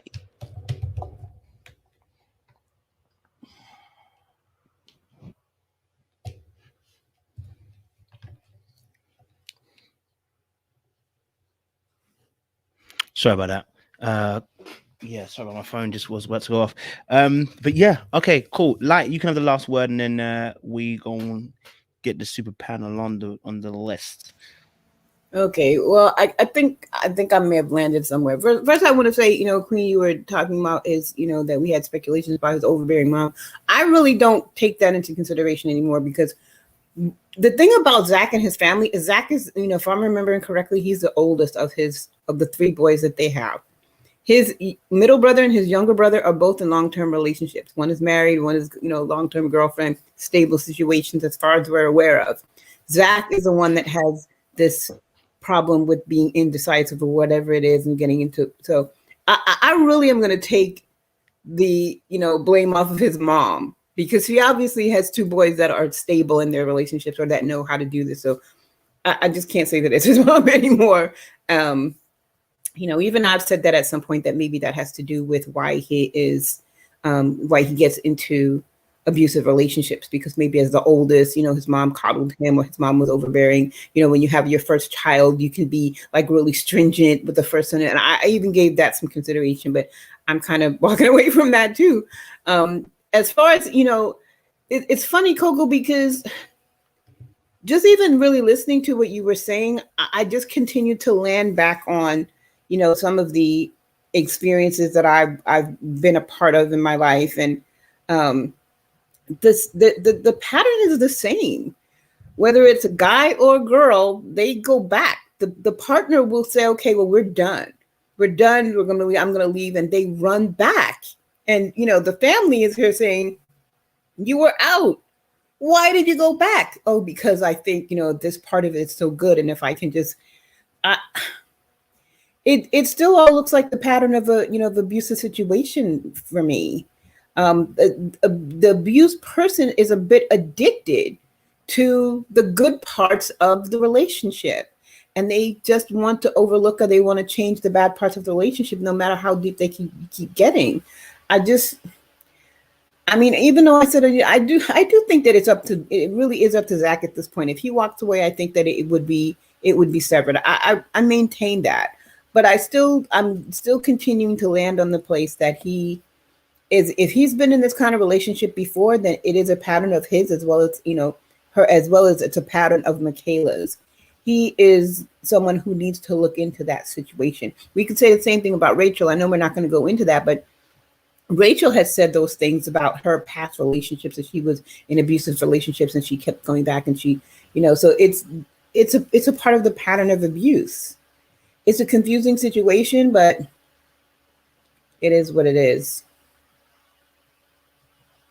Yeah, thank you for that, Light. I appreciate that. To be honest, it is. Listen, I love the spirit of conversation, as Coco was saying as well. It's good to have these type of conversations, and it's tough, and I get it. I get both parties given different perspectives. You know what I mean? And I know how difficult it is to weigh up what we're seeing in front of us. And I think there's a lot of smoke that Zach's got to take on this, right? My smoke is more in the case of why is he in this situation and why is he in it again? I really do believe he has an addiction to toxicity, right? There's a liking to toxicity. Very similar to how Paige liked toxicity, and I called it out from the very beginning. That same ride or die energy, and she had, and he's got the same thing where it's like, I like that woman being possessive. That tells me something is off, right? Something about Zach's interpretation of love and desire is off, and it's leading him into the same relationship, even when he's in a situation. And of course, you're on a show now, and you didn't get this got chosen for you. This got chosen for you rather than you choosing the woman. But how you've responded tells us you haven't matured from that situation, right? The quick entry into sex, the excitement of their relationship that had that early roller coaster effect, and then you get hit with the emotional outbursts, which I believe are abusive from Michaela, that hit you, and then it throws you into a whirlwind of confusion. And it's in that moment we ask that question, what do you do? Because the same commotion and whirlwind was given to Paige, and we asked the same question, what do you do? Funny enough, Paige was, and I'm only mentioning Paige so I can give you an example of what we're talking about here, in terms of when Paige was doing the Lord Holy Spirit told us, we were all cussing. We're like, baby, Holy Spirit ain't told you to go back into an abusive relationship. That let us know that there's a toxicity there. And I think the same thing is this with Zach. There is a massive toxicity here, right? So you remember the same situation where we had with Paige at one point saying she's new to this, she's not new to this, she's true to this. And to a point where it almost looked like she didn't mind the fact he's going to have a kid with someone else and was still trying to make it work, right? And yet we have Zach doing almost the exact same thing here where it's like, oh my gosh, bro, this woman has abused you and you've been abused. Why are you still in it? And one of the most difficult things about anybody who's been in an abusive relationship, if you know, you know. If you don't, you don't. When you're in an abusive relationship, the confusion often comes from, did I really see what I saw? And did I really experience what I experienced? Because what you see is two different people. You see Jekyll and Hyde. And when you see the Jekyll and you see the Hyde, it's mad confusing, It's mad confusing. Because what you see is like, I get the good aspect of this person, and I see this amazing person in front of me, and then I get this moments of madness. Because with Michaela, she's not always like this. She's not always like this. She's got moments. These are moments that happen to her where she flares up and she becomes, aggressive, or where she, becomes emotionally abusive. It's moments. And it's not every single time. And so when you're in that abusive situation, the confusion comes from that particular thing. Now, what we are seeing is somebody going back into a situation, then obviously being entangled in it, making really dumb decisions. And they really are dumb decisions, right? Which I believe are also guided by toxicity. That you like the possessive woman because there's something desirable, there's something that you're receiving from that possessiveness that makes you feel validated in that moment. Right. And that in itself, like I said, speaks to whatever happened in your past, whether it's the bullying, I don't know what it is, whether it's your mom, I don't know what it is. We don't have enough information to really tell you exactly what it is. But whatever it is, that's now driving your need to be next to this woman. Right. So I know it's difficult for the audience. That's why I was pushing back a little bit, just to kind of give that dialogue, rather, not necessarily say, I want to have that dialogue so we get both sides. But there's an aspect here where it's like, when someone gets into these situations, how do we look at them? How do we deal with that person? Do we deal with that person as if they're in a normal relationship? Or do we deal with them as if they're in an actually abusive relationship? Do you know what I mean? And again, I'm not saying Zach is exactly like Paige. There is no exact Paige. Do you know what I mean? There is no exact Paige. We're talking about the reason why they are in that situation. It's the same force. When you like toxicity, it drives you to this place. And then, because I always say this, when you enter a relationship with an abuser and you stay in it, you also take some of that toxicity on as well. So how you behave, that's why I can rock with some of you lot are saying about some of the decisions that he's making. It will end up being manipulative. It will, because you end up becoming like your abuser in some aspects. You take on some of their traits, and it's a painful thing to see.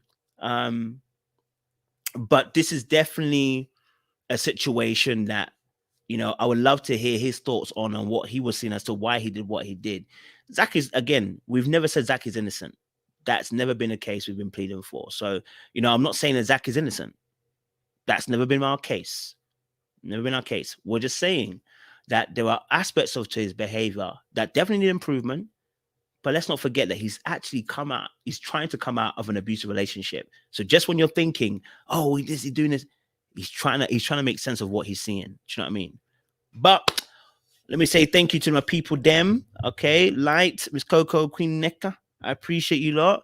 We're gonna get the super panelists on, but I really do appreciate your thoughts and conversation. It's been exciting.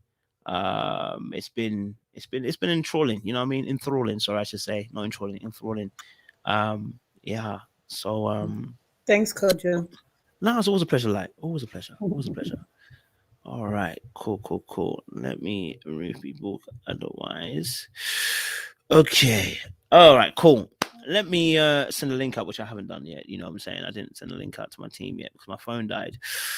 This conversation is tight though. I'm seeing the conversations. Like, honestly, I'm with it. I'm hearing you guys. Like, I'm trying to take both sides in.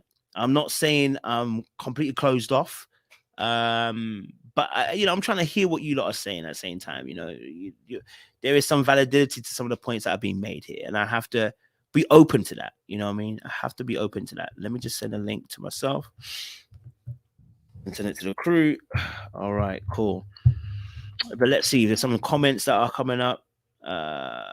Candy Stokes said, I've been in an abusive relationship and Michaela's abusive and her behavior would get worse if Zack remained married. Thank goodness he no longer has a place to share with her. Yeah, I'm with you on that. Someone says Zack is just as abusive as Kay and lacks emotional regulation, so it's easy to label her as crazy. Okay, I hear that. All right. Zack is a wrong poster child for men getting out of abusive relationship. Maybe some of y'all are projecting. I don't know what your experience with women. And this is what I said earlier on. You're asking for a perfect victim. He's not a perfect victim. Sometimes what happens, do you know, and I said this last time, I said, this is what happens when the same energy I'm feeling is the same, bear with me. When we talk about someone, for instance, and this is what men do. Specifically, I'm talking about men. This is what men do, right? When they're ignorant, this is what they do, right? A lady will say, I went to a guy's yard and I went to his house. Yeah, I kind of knew that he maybe liked me or whatever. And then unfortunately, there was rape involved. The first thing some of these men will do is, so what clothes were you wearing? Wait, you went to his house and you knew that he was going to be mad. Like, you knew he was going to be on sex. Why did you go around there? And then we start putting the blame on the victim, right? And that's what I'm feeling right now. It's like that victim blaming. It's like, hey, listen, in that situation, and I'm talking about the energy of it. I'm not talking about the exact same thing. Please listen to what I'm saying. I'm talking about the energy of what we're talking about, right? Zack doesn't need to be perfect to be somebody who's been in an abusive relationship. Do you know what I'm saying? We're never saying Zack is innocent. We're never saying Zack is innocent. You've never heard us say Zack is innocent. That is not the argument. What we're talking about is some of the decisions that he's making. Someone makes really dumb decisions in a situation where they are in an abusive situation. We hold them accountable for the dumb things that they're doing. Yeah. Right. But it's almost as if we're trying to equalize him to Michaela. It's the only way we can hold Michaela accountable is by equalizing Zack to Michaela. And I'm like, why do we have to do that? But we'll get onto that. Let me woo. Yeah, let me read some more comments. I know I'm setting off people. They're gonna kill me, Rav. Am I open or am I just trying to make excuses for Zack? Yeah, I'm open, but I don't believe in what you guys are saying. You know what I'm saying? So I'm giving a bit back. You know what I'm saying? Yeah, man. Laugh a bunch. I'm not saying anything, bro. I'm not saying anything, man. You know what I mean? Okay. I bet Michaela's past boyfriends would really have something to say. Probably would, and probably Zach's ones as well too. You know, Maria Cox said he's not a victim, and this is what I'm talking about. He's not a victim. You know, Michaela's also a victim too. Lord of mercy, Lord of mercy, Lord of mercy. Sorry, Lord of mercy. You're saying that Michaela's also a victim too. Wow. This is proving my point. What I'm talking about, having to equalize in order to make somebody a victim. Abuse towards men is real, y'all. We have to show more empathy towards men. Don't destroy a man by calling him immature when you don't understand his perspective fully. I hear that, bro. Jessica said, I heard someone say, sorry, that's another one. I heard someone say, no, he said no, so he can keep messing with her and working on it. But at the first sign of trouble, he can run, no strings attached. Yeah, I mean, there's an aspect to that, which is that, you know, he doesn't want to be able to have, he wants to be able to have the back door. He wants to be able to have the back door. I agree that he wants to be able to have the back door. Yeah. Would say abusive, just very confused and not very good, ready for marriage. I hear that. Travilla said they're both victims. Long Live Africa says, stop gaslighting us. We never asked for a perfect victim.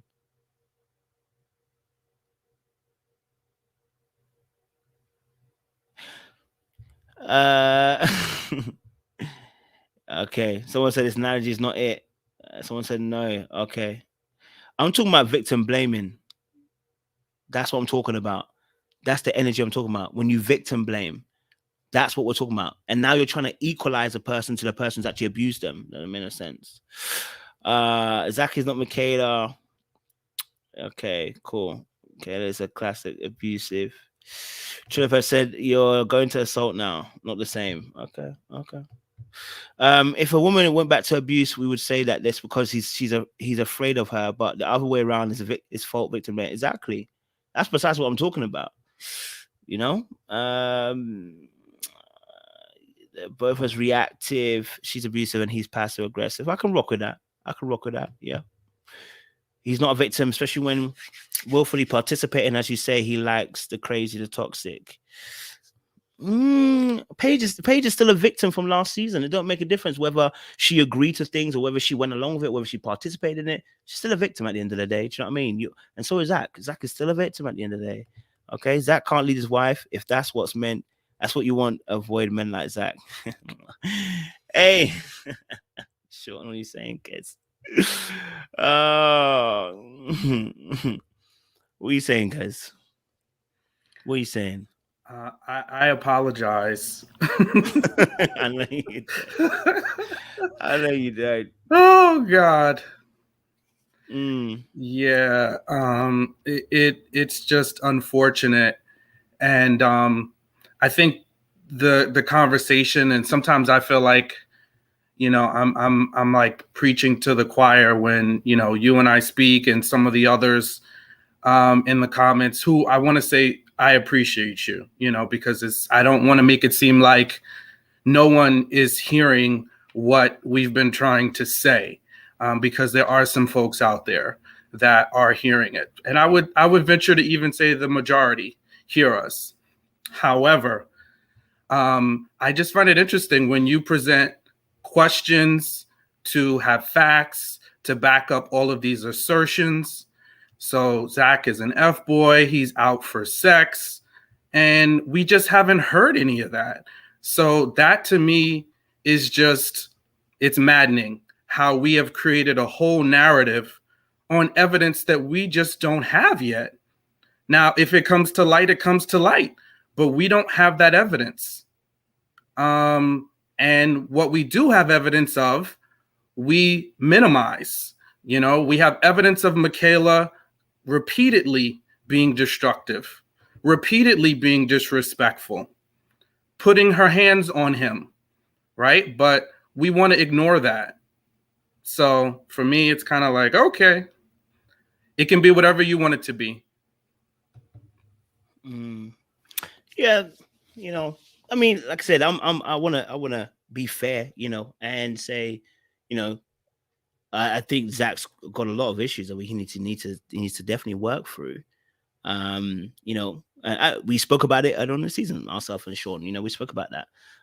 That emotionally, would he be able to handle the hurricane? That's before we knew what the hurricane was, right? We said, would he be able to handle the hurricane at a time? And we said, no, he's not going to be able to, right?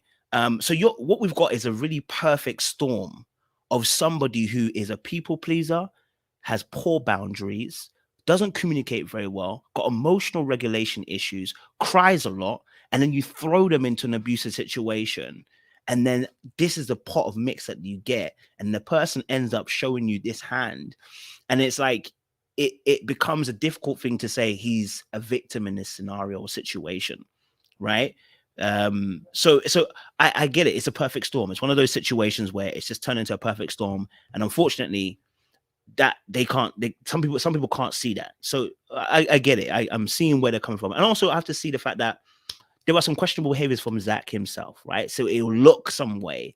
I honestly think the guy is not intentional, but I think we've seen intentional before, and we know what intentional is. Especially as men, we see intentional, and we know snakes really do be existing in the grass. So I'll come back to you, Sean. Wait, I know you got a strong opinion, so talk to us this. I do, but I'm also kind of like Light was earlier. I've been flip-flopping with what I really think, and I rarely flip-flop, as y'all know. That's true. That is very true. I'm not a flip-flopper. But not everything is black and white. And I think a lot of times we try to put, as humans, we try to symbolize things because our brain wants to put things in categories. That's why we categorize race, everything. Colors, everything we want to put in a category, gender, sexual identity. I'm not sure I don't know if Zack goes in a category. If I'm really going to be fair, I don't know if he's going in this abuse category. I don't know if he's going in the abuser category. I think he's just somewhere floating in la la land, if I'm going to be really fair, because I think although he has been a victim of abuse at some point in this season, I feel like what he is doing right now is also a form of abuse.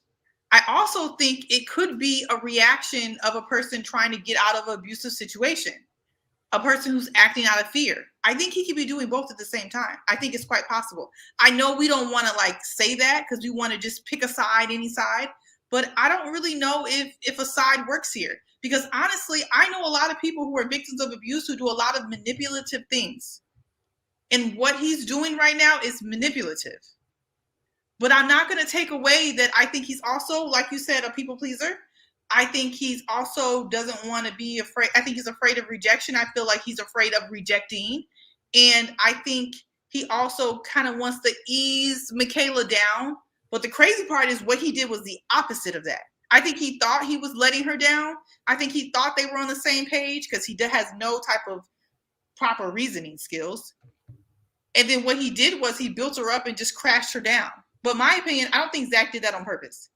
I think he is so discombobulated in his head that made sense to him. It was complete chaos to us, but that made sense to him. So I don't know. I think that was a trauma response. And I also think that he had his own stuff that he wanted to get out of that situation. Because if we're going to be honest, Zack wants to be free from Michaela's nonsense so he can play with her and be able to be free. He doesn't want to be locked into a crazy situation with a crazy person. But he also don't want to go either. So I don't know what you call that, His hands aren't clean, but I am going to recognize that I think this also is a defense mechanism, and he's also got dirt on his hands as well. So I was screaming at the screen though when I saw that whole thing. It was very frustrating to watch. Sean, what are you saying? So I looked up people pleaser in psychology today after I saw, his decision day. Yeah. And I definitely can say that his idea of what to do with Michaela was ridiculous. Mm-hmm. It did not make any sense. And what I did was I said, let me look up what a people pleaser is. They pretend to agree with everyone. They feel responsible for how other people feel. You apologize often. You feel burdened by the things you have to do. You can't say no. You feel uncomfortable if someone is angry at you. You act like the people around you. You need praise to feel good. You go to great lengths to avoid conflict. You don't admit when your feelings are hurt. So then I tried to like contrast some of the things that we've seen Zack exhibit. Mm-hmm. And pretty much of those 10 things I've read off, 7 of them are glaring, right? And I think that it just goes back to your earlier point around him being the perfect victim, because we are expecting him to do exactly what he is the right thing to do in this scenario. But someone that is a victim of abuse or is, struggling with how to handle a situation, they don't. And that's how they land themselves in abusive situations. Because 1, either they're primed for being abused, or 2, they don't have the skills to get out of those things and get out of the situation. And I see that glaring throughout Zack. And again, it doesn't make him right. It doesn't make Michaela wrong. But it definitely doesn't make him somebody that's gaslighting, especially when he's consistently said the foolishness of the plan that he's wanted to execute. It's not like he just popped up and said that on decision day. He's been saying that nonsense for weeks. So I just think that at the end of the day, I get that we can be frustrated that he didn't communicate it the way he should have, or the way we think he should have, but he did. And ultimately, at the end of the day, he said no, right? So let's celebrate the no first, that he chose not to stay in marriage with somebody that has a lot of work to do on themselves.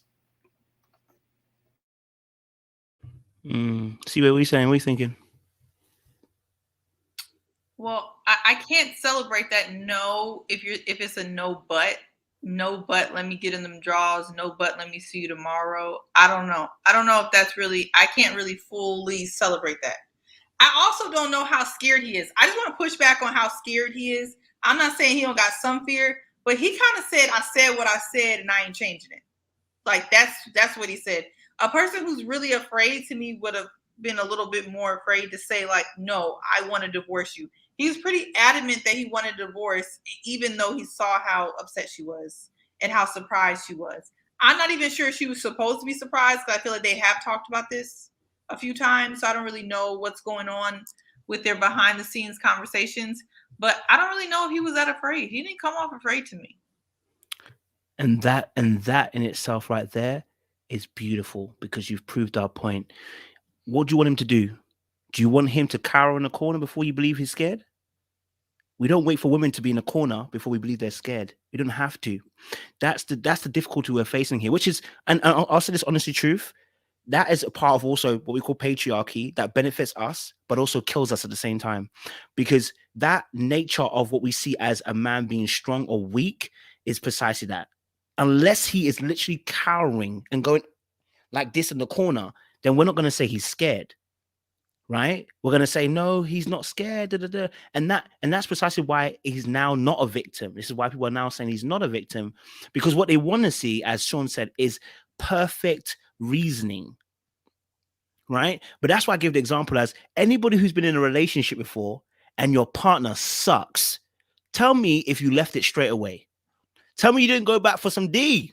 Tell me you didn't go back for some poussoir. Don't lie to yourself. We all do stuff when we're liking somebody, right? And we go back to things, right? Go back to a relationship, hoping that the boyfriend or the girlfriend will change, hoping that this person will stop cheating on us. And we go back to these relationships with a hope, right? And some of us go 2-3 times.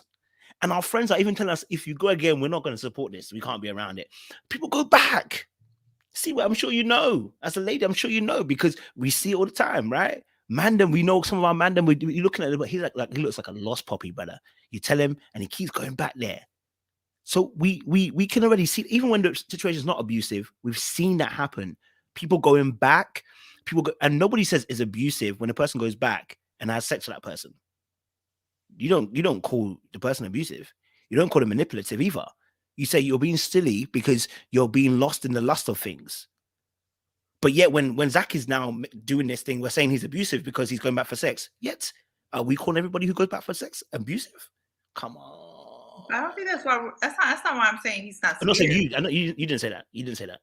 You didn't say that. So I can make that point. You never said that. I'm addressing some of the comments that were kind of said. So you personally didn't say that, Stevie. So, I was referring to how Bucky got about the divorce. Because he got real buck about the divorce, and he was crying earlier. So he was boohoo crying earlier when she was like his mama, but then all of a sudden when he won a divorce, he's real buck. And then he'll be back at it again, talking about he wants to have sex with her. But I'm not saying he's not scared because he's going back for sex. I'm just talking about he got real jiggy with it when he said he wanted that divorce. He didn't seem scared to me about that part. That's what I'm saying. He seemed like he knew what he wanted, and he wanted to get that divorce, and he also wants to do what he wants to do. I agree. And that's the weird part. That's the rub right there. He was pretty darn certain he wanted that divorce. He didn't waver on that crap. Pastor Cal and all them and Dr. Viviana down to her skirt and dress tried to get him to change his mind about that divorce about 3 or 4 times. They asked that man that question 5 different ways to see if he was going to give 5 different answers. And he gave the same answer. He said, no, I'm going to be real clear.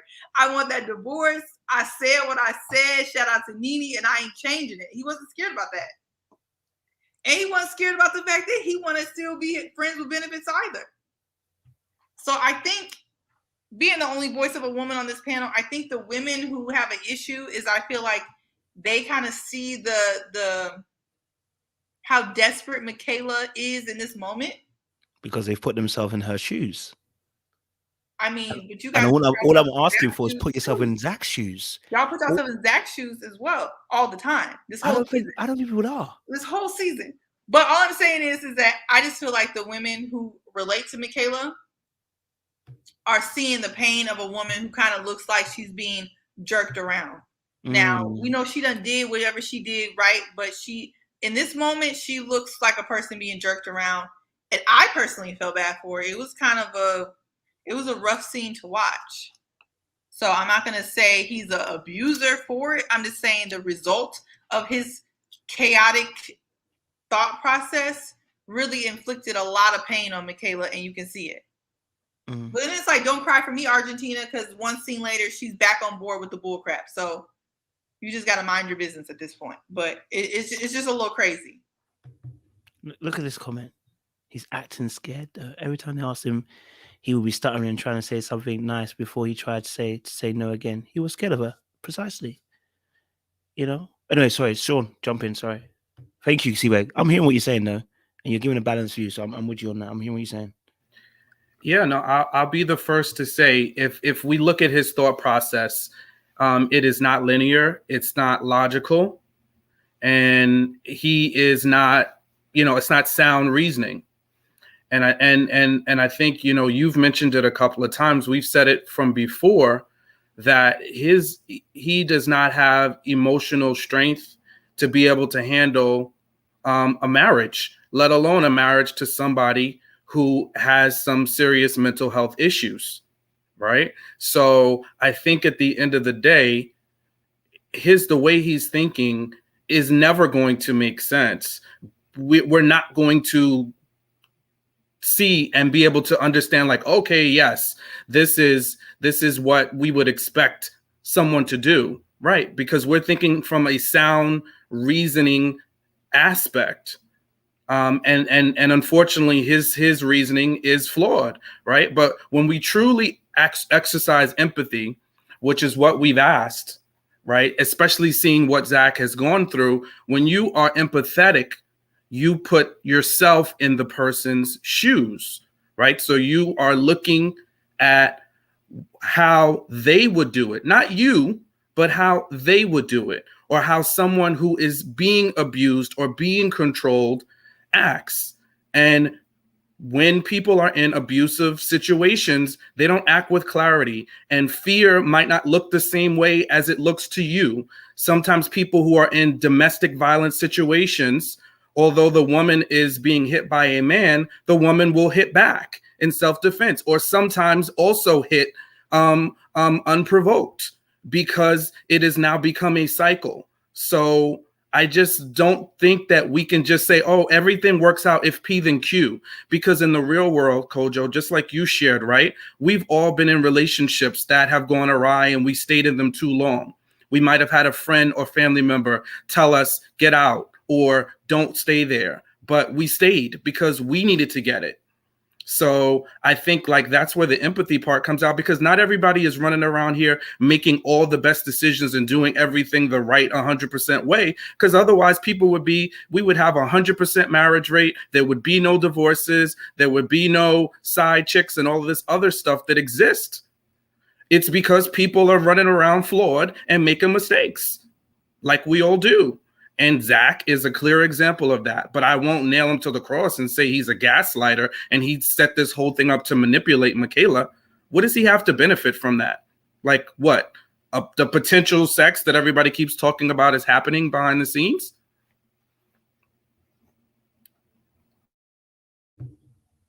Someone asked I should put myself in Michaela's shoes. What do you think Dark Arts is? What do you think Dark Arts is? That's me telling you I've been an abuser before. Dark arts is a very nice word of saying abuse, emotional abuse. And I've said it several times on this channel before. I've stonewalled. I've made up lies to get out of situations. Okay? I've triangulated. I've used female friends that I have to triangulate against girlfriends. Listen, when it comes to emotional abuse, I can tell you about it because I've done it. And I'll call myself out for what I've done. So when I see emotional abuse, I can tell you what emotional abuse looks like because I've done it. That's why we do Dark Arts. To tell you guys, this stuff here is emotionally abusive. What you're doing, you need to stop. But we just put a fancy name on it, right? So, you know, I'm not putting myself in Michaela's shoes. That's the reason why I was saying I have to call her what she is. Because at a point in time, I was an abuser. Because if I was stonewalling, if I was doing these things where I'm triangulating, if, you know, it's situations where I am, you know, cheating, whatever you want to call it, doing all these mad things, lying, being deceitful, in a sense, gaslighting as well. Like, I'm telling you, I know exactly what Michaela is doing right now, fam. When you're wounded, you just move on autopilot. You don't even realize you're even doing it because you're on autopilot. Because you're reacting as your wounds are telling you to react. And it's normal for you because you've lived with it for so long. So that's why I see what you're saying, but I can put myself in Michaela's shoes. I can also put myself in Zach's shoes as well. Do you know what I'm saying? So I'm not gonna hold Zack accountable. I'm just not holding him accountable to the way that some people are holding him accountable. Like, y'all want to make him an abuser as well. And I'm like, I can't hold him to that account. I don't see that. Do you know what I'm saying? Especially when you've actually been being an abuser is different from being abused. When you've been abused, the confusion that happens is so different. And the difficulty with this subject is many people, they haven't necessarily been in that situation. So when you haven't been abused, you kind of don't really realize the kind of confusion and the head spin and the tail spin that someone can put you in, that can make you make certain decisions that are a bit mad. But that doesn't free Zack from the stuff that we've been saying. Again, you know, it doesn't free him from some of the behaviors that he's made. Was it confusing today? I said the same thing to Eric. I said to everybody else. Can anybody really understand what Zack's done today? No one really understands. That should tell you something. When someone's abusive, it's intentional. They know exactly what they're doing. They ain't trying to cause confusion. They're trying to murk you, right? No, most of us here do not understand what Zack's been doing the last few weeks. We can't understand the movement. We're confused by what he does. That's a really big indication, not a guarantee, but a really big indication that he probably isn't being abusive and he's mad, double-minded, confused, people-pleasing, lack of communication skills, and those are all fluxing in at one moment. and they're seeing what we're seeing. Can I be honest? Are there going to be parts of sobriety or soberness from Zack when he's doing some of the things he's doing? I believe so. I believe there are moments where when you look and you're like, I shouldn't do that, and I did it. Right. So, and again, this whole sex thing as well. We actually don't know if they've had sex plentiful times when he's saying come to the bed. We've made that assumption. It has not been necessarily confirmed. I think the only two I can think of is I know they had sex pre-honeymoon, and potentially I think Michaela might have alluded to this when she spoke to her sister that they had sex at that point, right? But in terms of this whole he's having mad sex with her, I'm leaving it open. I'm not saying it's a no. I'm leaving it open, but I'm also saying it might not be that case as we're seeing because it hasn't been confirmed. But again, alas. Okay. Final points on this, and then we'll move to another couple and talk about them. CC Way, what are you saying? I just want to bring up this point. You know how like Zach's confusion is causing Michaela pain, but he's not necessarily abusive? Yeah. I just want to throw it out there. Maybe Michaela's chaos is causing Zack pain, and she's not necessarily a textbook abuser. Because just like we said that we don't understand what Zack's been doing for the last 2 weeks, I don't understand what Michaela's been doing for the last 2 weeks. It doesn't serve her either. Why is she back on board with this nonsense? They both, I think the reason why this season will end and we'll have people in the comments disagreeing and no one will ever disagree is because I think both of them are so chaotic in their own way, completely two different ways, that they hurt each other with this mess. Now, I'm just throwing it out there. I'm not saying she's not an abuser. I just want to throw that out just for something to think about, because it seems like they both affect each other with their mess in different ways. And I think that was pretty clear this episode. So, would you say the same thing for Jose? For Jose, how does Rachel affect him? Well, she called him by another man's name.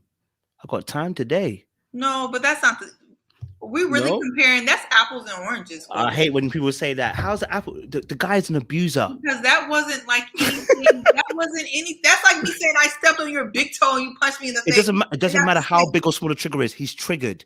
That's what you just said. You said I've said emotional wounds, and you've said emotional wounds, and I said, okay, well, Jose, we know, you know, he's got emotional wounds, okay? And she pressed that button in him simply by calling him another name. Now, it is stupid.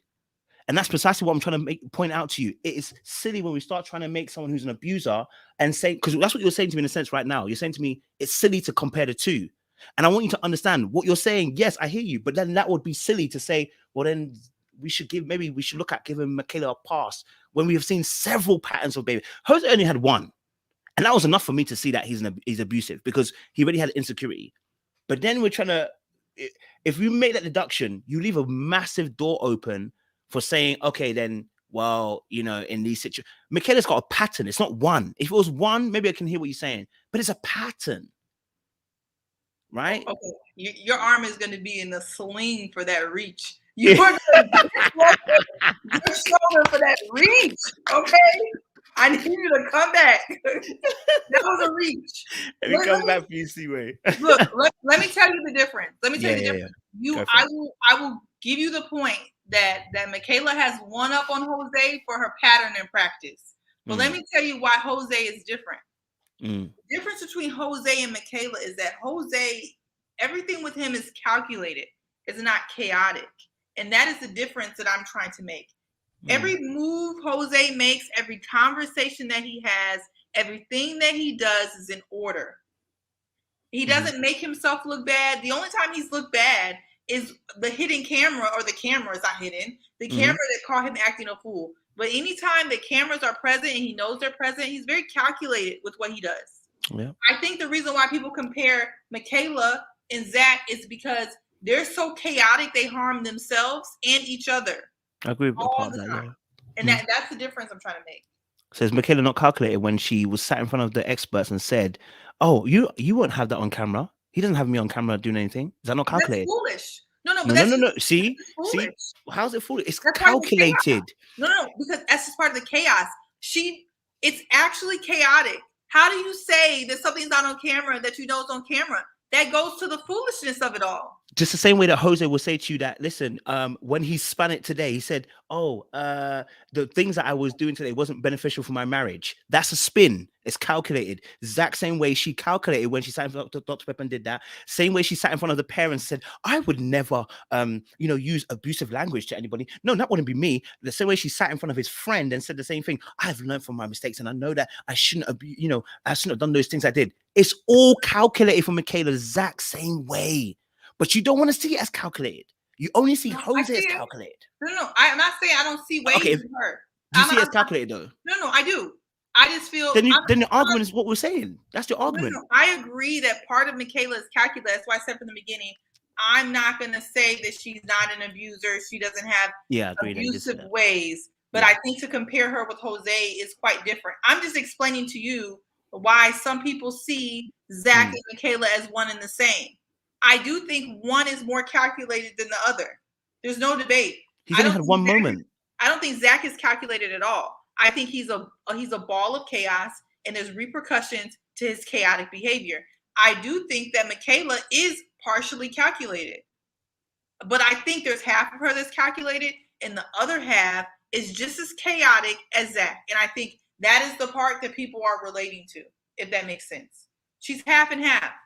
I think the part that you see that you relate to is the part that I also can see, that she's calculated. She's also so chaotic. She's a bold-faced liar, and she doesn't understand that all of this stuff is on camera.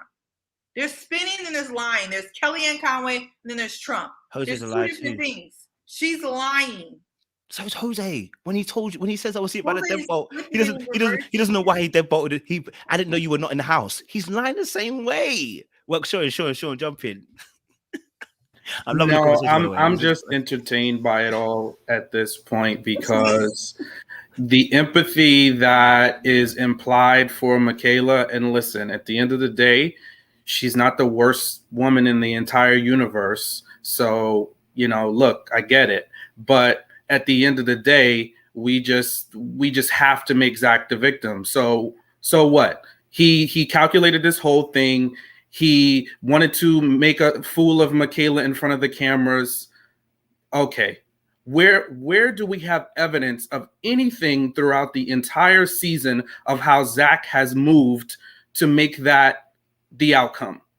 So, there's nothing he's done throughout the entire season to show that he's somebody that's manipulative and wanting to ruin Michaela.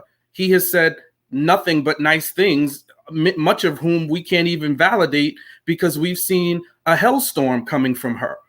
Right? And what have we seen of her? Somebody that does not react well to bad information. So when you try to tell them, an issue, she wants to sweep it under the rug. We've seen her be somebody that says that she's not going to behave a particular way and then turns around and does the same thing that she said she wouldn't do. You could call it chaos. You could call it confusion. That's a liar. Somebody that looks in your face and says, I'm not like this, and then turns around and does it is a liar, right? And at the end of the day, we got the word abusive from Michaela. She defined it, and then she exhibited it. So that's where the abuse came from. It came from her. I didn't make it up. I didn't label it. She said, I don't behave in this way. It's emotionally abusive. I don't walk out when we have arguments. I don't do this because it's abusive. I don't talk in disrespectful ways and raise my voice and curse because I saw that in my household and I don't do that. And turns around and does it. We've also seen her yell, curse at not only Zach, but other people. Physically enter his space. And yet we want to spend all of this time talking about how Zach is an F-boy. He's manipulating her for sex. These are all the things that we're doing. And mind you, this is all speculation. Could it be true? Sure, but speculation. But what about the facts? What about the things that we have seen her do? And for someone like him, who we've said from the very beginning is emotional, is idealistic, is a people pleaser, that's how they react. And the other part is we're just not used to seeing men behave in such an indecisive way. We're not used to seeing that as a society. And it's probably not the norm for a man to behave this way in a situation. But that's how he landed in it. And that's how men land in abusive situations, because they lack certain things. And yeah, he's got work to do for sure. I'll never say he's perfect. Not at all. But she definitely has some major issues, and they for sure outshine his. And I will not put them on the same playing field. I've not seen anything to show that Zack is equally as abusive as Michaela. I haven't seen it. And meanwhile, I haven't heard an instance of him lying once. How many lies has Michaela told? Zack has been telling this same silly story about what they're going to do come decision day from day one, when they had their first blow up. Let's try to make this make sense outside of the cameras. He's been saying that. And guess what? Decision day, he stuck to it. No difference. He hasn't been inconsistent. He said the same thing.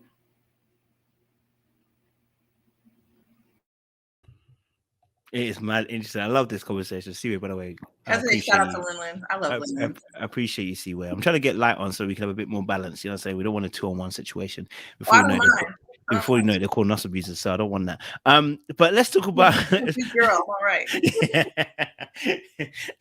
let's focus it back on onto Rachel and Jose then, because we've spoken quite a bit about Zack, and I know this is the conversation is tight on this, I know, but let's talk a little bit about Rachel and Jose, because you know, they said yes on decision day.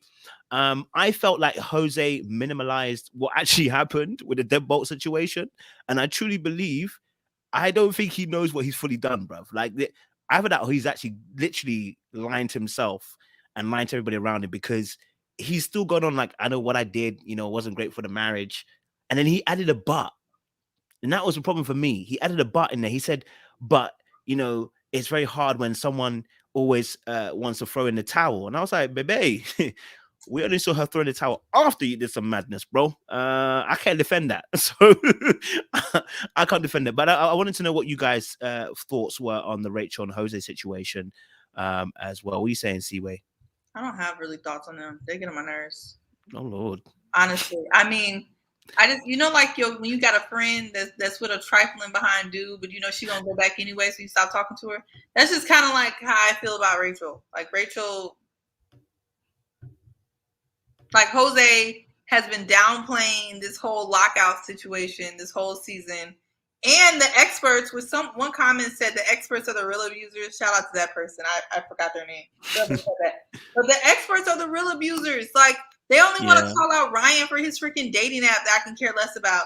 No one wants to freaking call out Jose, like call him to task about what really happened. Rachel just lets it slide as well. Rachel just wants to be married. I just, Coach, I wish I had more for you with these two, but I mean, Jose is he's a ticking time bomb, because when people don't take accountability, they'll do it again. Like when you have to write things down to remember it. Like if you actually don't say what you really did, you'll do it again. And so, you know, I hate to see that for Rachel, but Rachel wants to be married so bad. She is literally the example of like what you don't want. You never want to be married that bad. So, I don't know. I hear that. Sean, what are you saying? Yeah, I don't know. I mean, I'm not surprised that they both decided to stay together, but I see them almost as like a version of Eric and Virginia, where they will just erupt in the future. You know, they'll stay together trying to say, oh, we have so much in common, but, you know, it's just not going to work. I still don't feel like after everything that Jose has been through, and everything has been brought to light, he's still not, he doesn't get what he did. And that for me is where the problem is like, it's one thing to make a mistake, a big mistake like that so early in a marriage, but you have to understand what you did so that you won't do something like that. It won't be the exact, but it will be behavior just like that. And I still don't think he gets it. I still think he's trying to excuse it away in his mind to rationalize what he did. And Rachel almost knows it. I think she knows it, but for whatever reason, she wants to see something different in him. I don't know why. Maybe it's, again, back to what you said, Seaway, that she just wants to be married so bad, and that she can't really see it for what it is. So that's how I see those two. I don't think they're going to make it through the long haul. I think they'll press forward, but until he really acknowledges his issues, the abusive behavior that he demonstrates, the control that he has and wants to exercise on her, it's not going to be anything different, because it'll be something else that she'll do that'll piss him off, or the nagging feeling of what she really did while she was at her ex's house. That's going to continue to drive a wedge. So I think that's how I feel about those two. Yeah, I mean, to be honest, I think I don't see this ending well, because he's already got trust issues. Listen, they asked him, said, "Do you trust your wife?" And the guy went on a long tangent and then said, the situation with the whole, and I said, "Brother, you don't trust her, and we've already seen what happens when you don't trust her. This is not a good look." Do you know what I mean? This is not a good look. Like, Rachel is not in a good place. Like, I want her to. I know, and the thing is this, what you don't want is, these are the early red flags that you see, that in 10 years time or 5 years time or 15 years time you're married, you said, "I saw it, but I ignored it." You know what I mean? Like, you don't want to do that. When you see it, this one, you got to walk away. And in fairness, this is a show. So these first 8 weeks, baby, you can take it like a show. Now, you can get divorced, and of course, it might go down as a real divorce. So yeah, it's political. But you rather be getting out of that situation than having 10 years down the line and something crazy happens. Because Jose has shown us he's capable of doing that. Do you know what I'm saying? Like, never in my life, and this is me being honest, never in my life dealing with a woman that I'm dealing with, I'm talking about me being in a relationship with a woman, that has ever got to that point of escalation. Now, of course, you might have a shouting match, both parts. When you're young, you have a shouting match, you both like are shouting at each other, whatever. Do you know what I mean? But to get to that extent where you are, it's one way in that situation. She goes out the cribbo. Now, like, I need, every time I deep it, I'm just like, I'm shooketh. You know what I'm saying? She went out the crib, and the brother's trying to pretend as if he didn't know his wife was outside of the house. "I didn't know where you were," and you will deadbolt the doors. Right? I only need one. I only need one time. You know what I'm saying? Just the same way if you take, same way as someone taking your luggage and not letting you out of the house. I only need one time before I start to say, "Yeah, nah, nah," right? Because that is, if it's that early on as well, you're more than likely probably, the early on season, you're meant to even show me some representative, and you couldn't even do that. That should let you know right from then that person, is capable potentially of doing more damage. Do you know what I'm saying? You then came back the next morning, and the brother's like airing you, blood, whilst cooking steak. That is the, and I don't like, I don't care if you're a man or woman. When you're there and you're talking to somebody and you're trying to get them to answer questions, and they're cooking their steak in front of you, not really answering questions, that is a scene out of a horror movie. That is a scene out of one of those thrillers that Kill Bill's in. That is what it reminded me on. It reminded me of Kill Bill. Like, she's about to do you damage in the next scene. She ain't hearing you. She ain't listening to you right now. She's going to eat her steak. Before you know it, the fork is in your head top. And I'm not saying that he's necessarily going to do that, but you just too calm. You know what I'm saying? You way too calm about that situation. So for me, that should have been the red flag that Rachel said, "You know what? You might be a great guy for someone else in future, but right now, this mistake, it's finished. It's there's no going back to the situation." because I've now seen you in such a light I can't go back to. You know what I'm saying? So yeah, I'm concerned for Rachel. And then, like I said before, I didn't want her to get caught up in this storm, because what happens is you get caught up in this toxic storm with this person, and then now you're doing stuff that is mad, right? And then before I even knew it was going to happen, we heard that she was going to stay at the ex's house. And I said, that's how it starts. You know, you think you're trying to get a one up on someone. I don't want you to be in that space. I want you to be out of there. It's mad. You know what I'm saying? So, yeah. Someone said the kitchen scene in Kill Bill 2. Exactly. I don't want that. I don't want that for Rachel. You know what I mean? What are you saying, Sean? You got something to say? You want to say? Okay. See where you want to say something? You ain't got nothing to say about it in a minute. Yeah, they're done out for you. All right. No, I hear you still. I hear what you're saying. All right, cool. Let's talk a little bit about Brett and Ryan real quick. I have my shades ready for the Gil. Brett and Ryan. Oh man, it's a Mazzoline. Yeah, Brett and Ryan. What's your thoughts, man? What's your thoughts on Brett and Ryan, man? Either one. Let me go. See where you went first last time, innit? So let me go, Sean. Sean, what are you saying? So, I think I'm so glad they both chose to move on.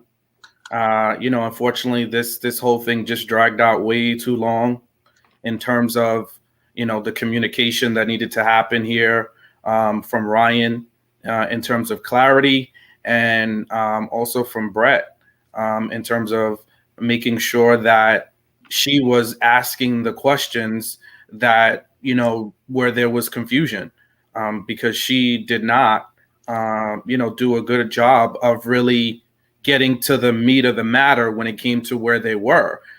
Looking at on the surface how they were both behaving, whether it was Brett staying out, 2 to 3 in the morning, Ryan not sleeping in the bedroom, things of that nature should have triggered some conversations that she needed to have.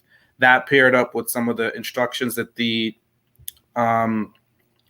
experts gave her, and also Ryan not following through and working on the connection that he said wasn't there.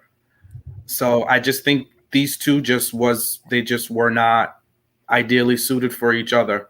So, hopefully, like Brett said, they can be friends and move on and not have any ill will towards each other. Ryan with the dating app, that was just a not smart, less than smart decision to do that at that point. So I think, like, at the end of the day, I'm not sure where his head was, why he's, going right back to a dating app in the midst of still being married. So a lot of things just didn't make sense. And his thought process, he was another one that really wasn't good at communicating, his thoughts. And I think that those two, even if they would have found a way, if he wasn't feeling it, it would have just been forcing something that wasn't there. So he just should have been clearer at the beginning of where he stood, in the situation. Although I can understand why it is a difficult situation. I can understand why it's not easy to tell somebody that you're not attracted to them, especially somebody that you were put in a situation to be married to at first sight. So I know that it wasn't easy for him to do that, but he just stumbled and fumbled his way through that for sure. But I can understand that, because even up until the beginning, and I'll end at this point, when you, myself, Kojo, and a couple of the other guys were looking at the situation and we were saying he's just not into her, some feedback came our way, like, well, who does he think he is?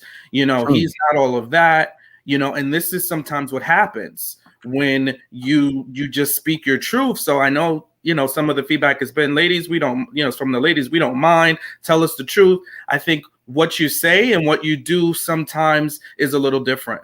And a lot of times women don't handle rejection well when faced with the reality of it. Again, not defending his actions, just stating some points in terms of which I see could be difficult having to say that out loud and on, especially in front of cameras. I hear you on that, big man. Appreciate it, bro. Big points. Seaway, what you saying? Yeah, I mean, I'm happy that this is finally done. I think it was pretty painful. It was pretty painful to watch these last, I'm just going to say the whole entire season. It was pretty painful to watch.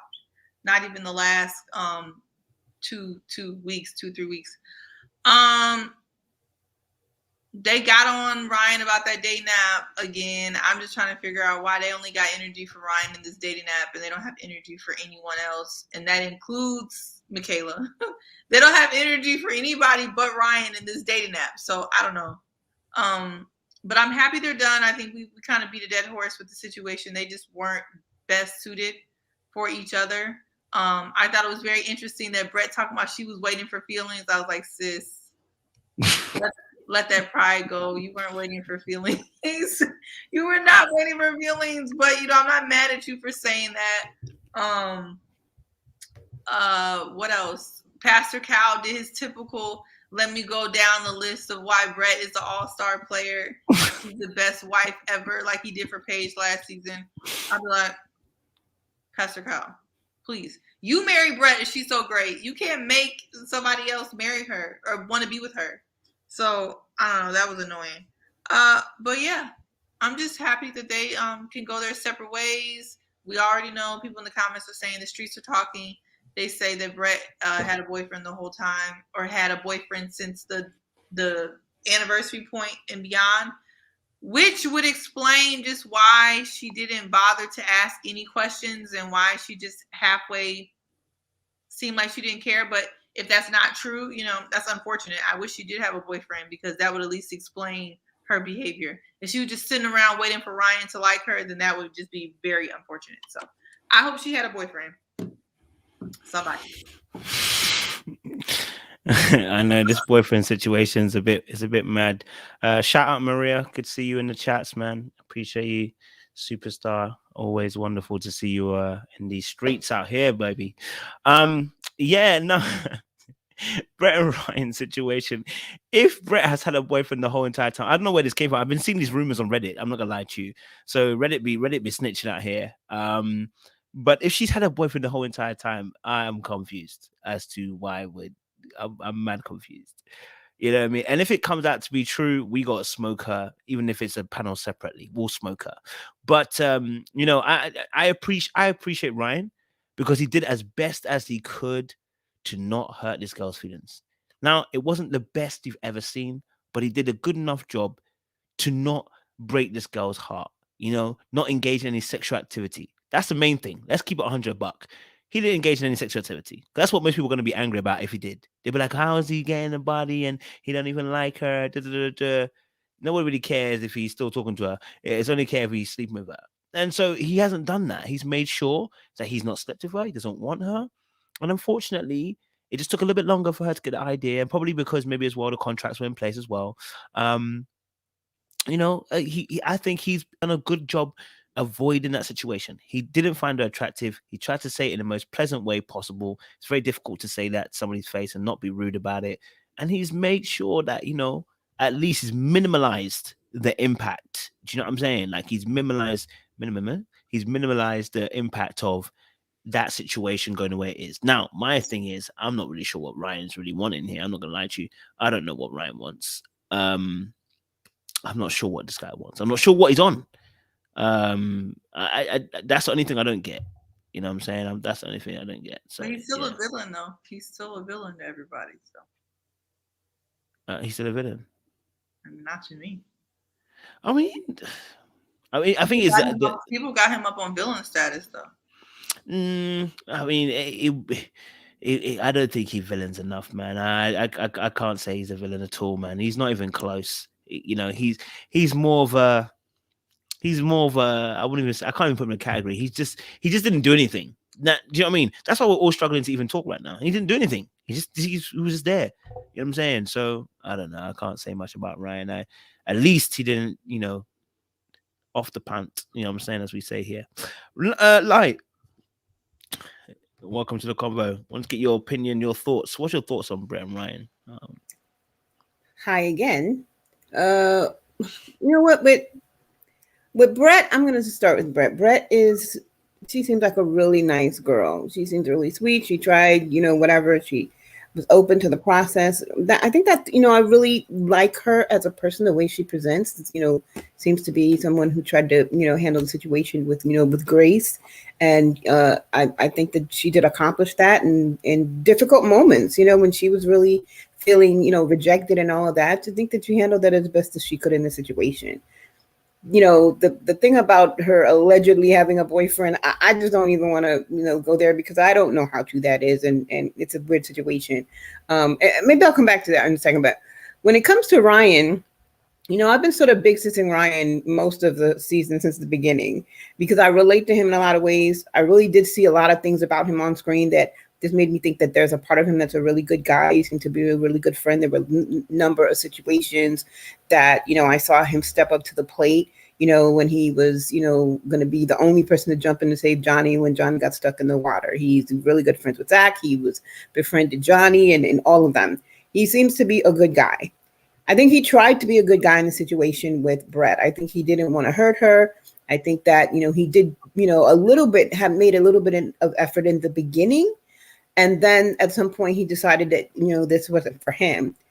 I do have to sort of defend a little bit though, because I keep hearing people talking about his that he was expecting to, be paired with a supermodel type woman.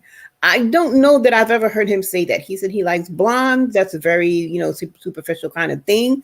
But I really perceived him as wanting somebody that was a lot more outdoorsy, that was a lot more outgoing, that was a lot more direct, that would have really put him in his place. All of that is what my perception of what he believed, he was going to be getting or what he was hoping he was getting in a mate. I don't know that he talked too much about the physical attraction, except what he said, I want to be able to, throw up against the wall. But you get that attraction if you have somebody that has challenged you and has, really sparked something in you. And I think that being that he is that passive type of personality, maybe that is what he was, he's used to or what he was expecting. Brett, as sweet as she was, she actually admitted herself that one of the things she could have done better was to push him a little bit more, which I don't want to say that was her responsibility when he sat there with like a lump most of the time. As big sis, I want to, give him a little smack upside the head, but she admitted that herself. And I think that that's a positive trait, that she wanted to give him some space to be able to figure things out. But, they just didn't match up. That's all that there was to it. So I'm not really putting him in the villain category. If he found that he wasn't attracted to this girl by physicality or by personality, I think he had a right to that. I think for me, somebody put it in the chat earlier that mass production at this point, the show Mafs is the villain of this whole season for me. Yeah. Because there are a lot of, each couple has one or both of the, partners that should not have been on the show. They had exhibited so many red flags that I don't understand how they could be paired. People that didn't have relationship experience, people that have, obvious signs of, of abusive tendencies, people that, just need to go therapy to understand themselves a little bit more. Why were some of these people paired together? And, we're going to get to Gil and Myrla, I'm sure, but that's a whole nother situation. When it comes for Ryan and Brett, what is exhibited for me is how they are not moving correctly with regards to the show, is that if at some point these people are prompted to stay in relationships that they shouldn't be, forced to stay in. If you're not together, why are they not just allowed to say, we're not going to be, we're not going to come out this at decision day, but let's have fun in the meantime. If they were allowed to do that, I'm wondering if Ryan would have reacted a little bit different, if he might have had a different communication with Brett. But they were so, the way that we had seen them do things on screen with trying to keep Rachel together and with Jose sending her back. And when they did that last season with Paige, when she wanted to leave and they sent her back, anytime we see these things, I'm starting to question everything about what these people do, from Zack to Ryan to, just too many people. I'm questioning whether or not it was really their idea to continue to stay. So I'm not even trusting the show anymore. But when it comes to Ryan, I think what he did with the, with the app, I think he could have waited a week. I think that was a selfish move. I think it was self-absorbed. I think it's one of those things that guys do that think, okay, well, she's never going to find out. And then his apology was so half-assed. It's like, I'm sorry that you found out that way. How about I'm sorry I just didn't show you the respect to just wait until this whole process was done. He didn't do a lot of things correctly, but I can't put him in the villain category because I saw a lot of things about him that were a good guy. I'm hearing you on this one still. I'm hearing you on this one. I mean, like I said, I think Brett is a good guy. Yeah, I think he's a good guy. I'm gonna give him that. Probably need a bit more evidence to say it conclusively, but he shows some good tendencies, and like I said, he treated Brett fairly in most cases. You know what I'm saying? Yeah. So they were your bland couple. I can't lie to you, and there was not much that I didn't even really bother watching their scene. I'm not gonna lie to you because I just clicked. I forced forward to the end, and I was like, "What are they gonna say?" They both said no. I was like, "All right, cool," because it's like their thing is dead, has been dead like weeks ago. Like, and it's like I don't know what the show wants to drag out even more about them. And that thing right now, Lifetime need to look at themselves, as do Own TV with Ready to Love. You start looking at themselves with these productions, yeah, because it's getting shambolic, right? Because it's getting shambolic. Honestly, it's abysmal, cataclysmic. It's like, yo, we want to see good TV, but not at the expense of having quality TV in terms of having quality relationships developed. I'm not saying every couple has to become married, but what I'm saying is let's stop choosing people that are mad and they're clearly mad. Like it's mad annoying because you don't do test after test. And I think it's time we have to start holding lifetime accountable, especially with Own as well. Because like you do psychological tests. Last season we let them off because it was COVID. We said Zoom meetings, you might not be able to see the madness through the screen. But this one, you ain't got you gotta hold some. So unless they did this at the same time, we might have to let them off a pass. I think they did it at the same time, so we might have to let them off. But it's like we've seen it twice. So like what I think that could be a counterbalance is, okay, they're mad, and this is probably what saved Jamie and what's the girl that also was Elizabeth. I ain't gonna lie to you, I thought they were done, okay, but somehow ice cream popping people found themselves back with each other. But they had intervention. So we actually saw her one-to-ones with Dr. Pepper, and they would have conversations and go through what they've gone through. And we need to see more of that. You know what I mean? Like if we're gonna be putting these couples together, I don't want to see you do pilot to Jesus and be like, we wash our hands off you now. You know what I mean? It's nothing to do with me. Like, yo, like you're involved, get involved. Let's see some more communication. Let's see some more tasks. Like it feels like it's getting less and less their involvement. You know what I mean?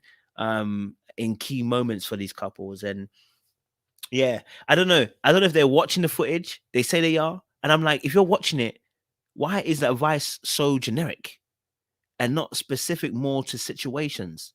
Why are we glossing over certain things? So yeah, I get confused with that, man. So Lifetime needs to be held accountable, man. It's all right, man. Do you know what I mean? Someone said Chris got high ratings last season. They would still get high ratings. This is the thing. They would still get, people don't understand. You still get high ratings with people seeing how relationships can actually work if you produce it properly. There's enough. Listen, do you need Paige? Do you need Michaela and Zack every season? Maybe you might have one or two of them. I understand they have to do for lower TV, but four couples others as well are dead. I mean, it don't make no sense, bro. Let me stop ranting. Anyway, let me come to Johnny and Belle, baby. Johnny and Belle. Oh, we've got 666 people in here. Not good look. All right. See, wait, why you got these shades on? He's got these shades on. I feel like I'm just gonna say buzz. Go on, see, wait, what are you saying? Wait, did I start first last time? Y'all I don't know. Me off first. I don't know. Shout out to Bao. Okay. I think we said this last week that we had a feeling that Bao had it in her, that she was gonna play this, I want to save my marriage role only to stab, to kind of get Johnny. So, yeah, I mean, shout out to Bao for finally having a backbone, standing up for herself, saying no to the abuse, saying no to the verbal abuse. I'm glad she put her foot down. I think she did intentionally not let Johnny know what she was going to do. But for everything that Johnny put her through, I mean, honestly, I don't think that's that bad. I don't know. No, I'm going to take that back. I do know why Johnny said yes. Johnny was going to string Bao along and lift her up and drop her down as long as she allowed, because he's so sick in the head, unfortunately. That's kind of how he gets his pleasure in his life until he finds his own happiness. So I'm not surprised that he would say yes, because honestly, that's probably the most he has going for him right now, which is unfortunate. And he seemed genuinely surprised that Bao said no. Like, does she really want to get off this roller coaster? Does she really not want to be verbally abused by me anymore? Like, I don't know. I don't know why Johnny was so surprised, but it really goes to his sickness. So I'm happy. Bao looked great. She was serving in that red dress. I think it was red. She looked fantastic. That walkout was everything. That was it. That was everything. I was really, really happy for her. And I hope Bao looks at this, Johnny looks at this failed marriage, and really try to figure out where he went wrong. I'm not sure if he will, but I hope he looks back. When he said, was his marriage really that bad? I literally screamed at the screen and was like, absolutely, are you insane? Like, did you watch what I watched? Did you experience what I experienced? I wasn't even with you, and I could tell you it was that bad. It was horrible. So I'm happy that she said no. I'm happy she didn't fold just because he said yes. So good for Bao. Shout out to Bao. Cheers, Seaway. Thank you for that. Light, what are you saying? I think the reason Johnny said yes is because he was doing exactly what he's been doing the whole season. He was trying to look like the victim and trying to make Bao look like the bad guy. He didn't want to be with her. He didn't want to, but maybe Sue's got a point about he was just going to keep going because that's what, we're going to use that unfortunate word again, abusers do. It's like, as long as you let me, I'm going to keep doing that. But I just think that he either wanted to make it, I think he wanted to make her look like the bad guy, but he just projects everything that he's doing onto her. He claims she's doing all of these things, but it's actually him that's doing it. He claims that he doesn't understand, how she can believe that he left the marriage when he left the marriage in so many different ways. He kept walking out, for one. And then, at the retreat, he basically checked out. I can spend as little time with her as possible. He's not really been in the marriage since then. So, the idea that he's saying, I don't know why she believes that I, left the marriage is just, complete nonsense. And he just, there's so much about him that is confusing as well because, well, I guess it's not confusing. He just has this huge resentment towards her. And there, that is where I'm just wondering, where exactly that came from. I think that in breaking that down, when it comes to his relationship with his parents that he revealed, I think that it has to do with, sort of not just daddy issues, but mommy issues as well. But, I'm glad that, Bao said no. I think that she did exactly what she needed to do. She came in and said, you know what? I tried this whole process. I tried it to the very end. I gave it everything I had. And at this point, I can make a definitive decision. No, I don't want to be with you. I don't need anything after that. Thank you. Good night. Have a good life. I think that coming in with that, I won't say it, but somebody, that red dress was just amazing. She looked great. She, spoke with poise. She was, handled herself really great in front of the cameras. And she did exactly what she had to do. I think that whatever it is that she took from him throughout this whole process, she allowed herself to submit to all of that in order to find out a lot about herself as well. Now she has really a surety about herself, about what her value is in a relationship, where she needs to improve in the relationship, and what she will not accept in a relationship. And good for her. I was really glad that they didn't walk out together. You know, when Brett and Ryan walked out, I was actually kind of glad that they walked out with a little bit of a, you know, they were jokey still, and maybe they can actually salvage a friendship from it. I was really glad that Bao walked out and left him there. There's no need for me to be holding your arm anymore. There's no need for me to hold myself back because you're standing still, figuratively and literally. I'm gonna go. So I was just happy for that. That whole scene I thought was exactly what it needed to be. I'm hearing you on that light, hearing you on that. Heard Seaway both as well on this point. I'm with you guys on the Johnny thing still. Sean, what's your thoughts, man? What's your thoughts around this, man? So yeah, very similar to what Seaway and Light shared. I was so glad to see her just finally lay it all out in terms of how she was feeling, how he was treated, how he was treating her, right? You know, and then also that she mentioned that's not the kind of marriage that she wants, you know, where someone doesn't see the best in her, where someone constantly criticizes her, you know. So I really, I thought that she executed her points well. I was super confused by Johnny and why he would just even attempt to say like, okay, you know, let's see how it goes. I think that was his ego. And what I see from Johnny is he felt like he was the prize.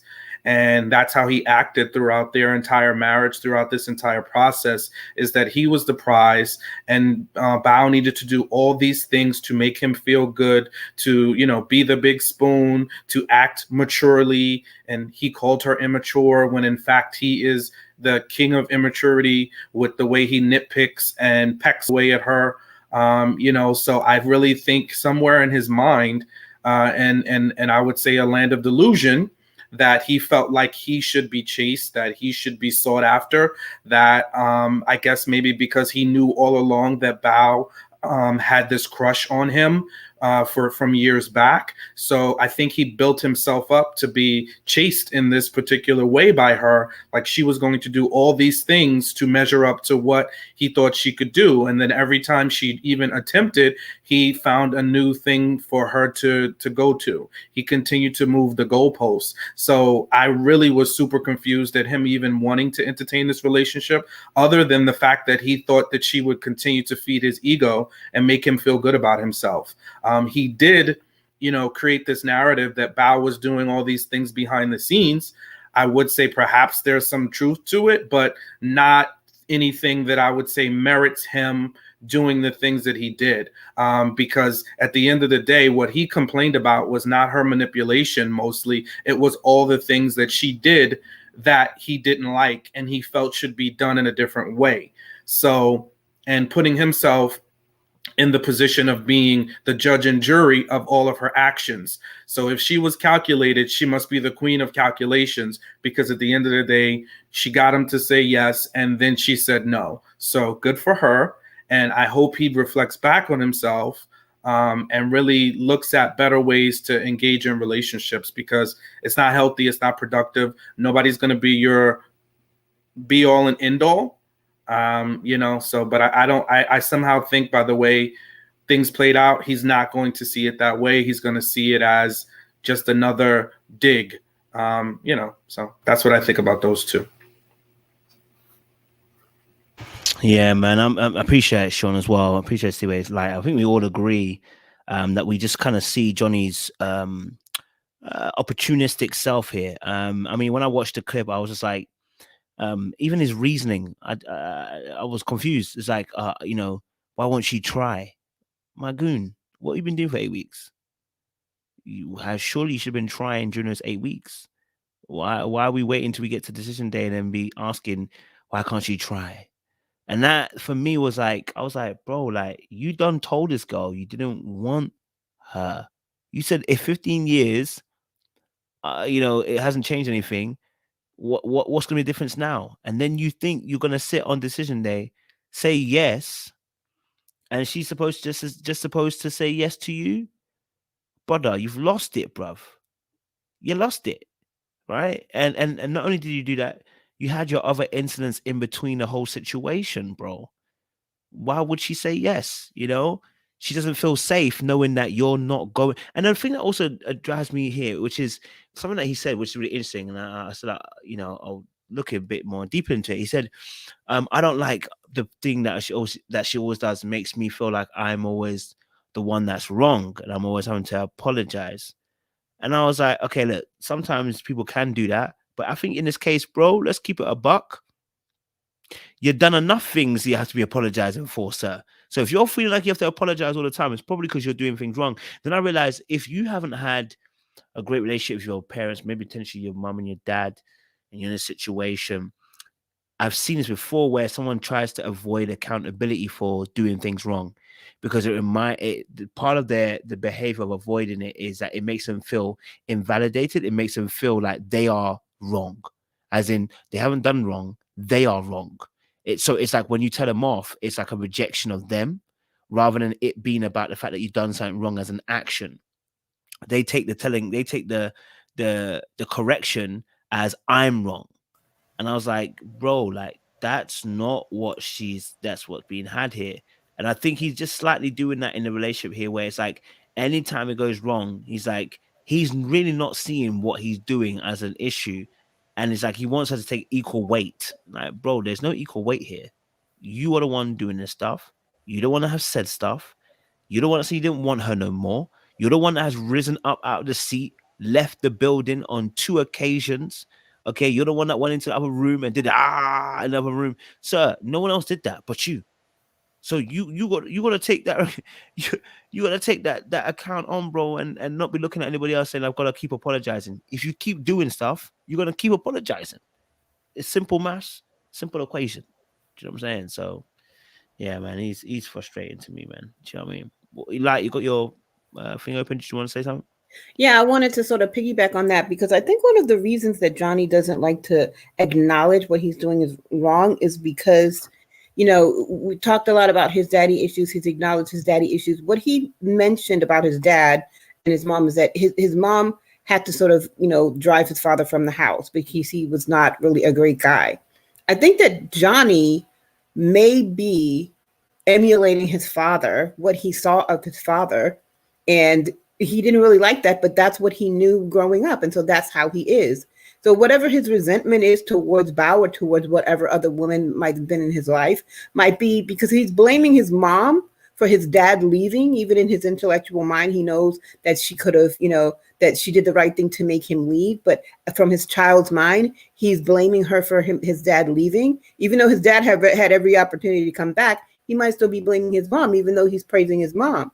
But what he's doing is so emotionally abusive that I'm wondering if it has to do with his, you know, for what he witnessed of his parents' relationship before his dad left. And that's why he can't acknowledge what he's doing, because if he doesn't like his dad, then he can't bring himself to admit that he's becoming his dad. Just a speculation. No, I can rock with that still. I think, yeah, definitely that he definitely doesn't like what his dad has done, but can't come to the table to admit that his behaviors are becoming of him. And you know what? It's interesting. I think he's having it in maybe a more deeper sense, but we all done it before, right? You know, when you catch yourself, you're like, rah, I'm behaving like my parents. You know, like when you catch yourself like, rah, or you do something where you said, I'm never going to do that. My parents always do that. I'm never going to do that. And then you catch yourself doing the exact same thing, like, rah. Now my parents, that's mad. Like, I'm behaving like them. But I think he's having that in a more deeper sense. And a deeper sense has been that if his dad was also abandoning him and, you know, seemingly being at the verge of a little bit let me call it abusive in a sense towards him, he doesn't realize he's now emulating that same behavior in Bao. I mean, the brother didn't even invite her to the barbecue. The audacity for me, you know, to now start, you don't invite her to the barbecue and you think you're going to get a ring? But you was out here trashing her name, weren't you? So the audacity to think you're going to make this work. I don't know if it was because you were scared that reputation-wise, divorce would be bad, or I definitely feel like he thought to himself, You know, if he says yes, she will say yes. Maybe he's still got that old school hat on, thinking he had bow around his finger. But bro, yeah, we're not with that. We're not with that at all. And I'm disappointed in Johnny. You know what I'm saying? Man said he took a chance, you know, because why not? It's not about taking chances here, buddy. You should know what you're going on to. All right, let's talk about the other couple, because this is a different couple. We need to talk about it.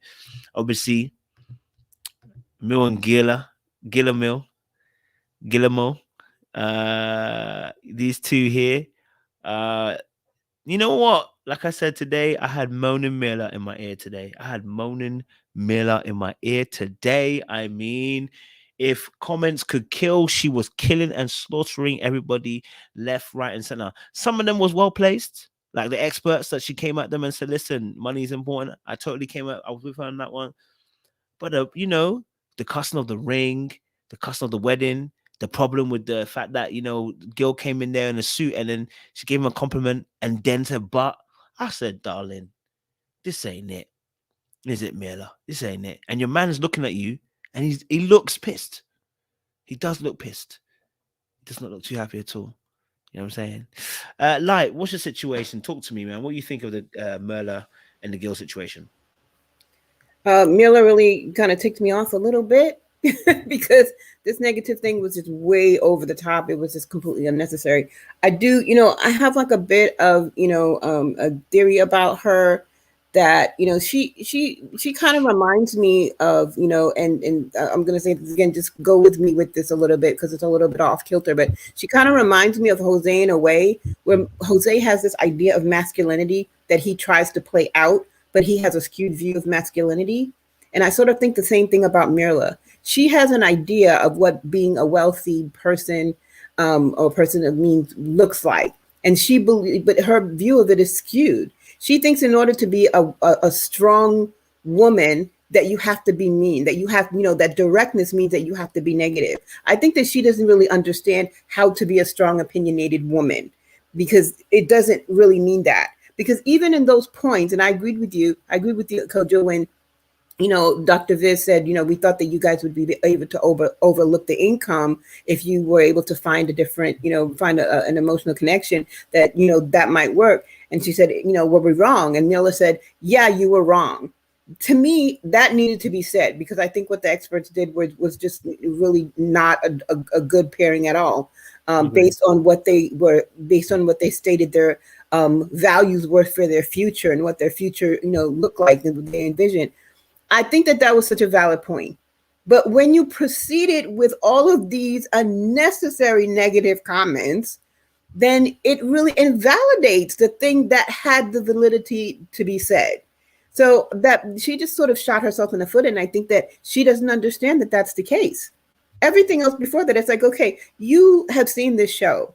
Even if you didn't see it before you were recruited, you must have seen it after you were recruited. You know the type of weddings that they put on. They're putting on 5 weddings. This is not a wedding that you would have planned.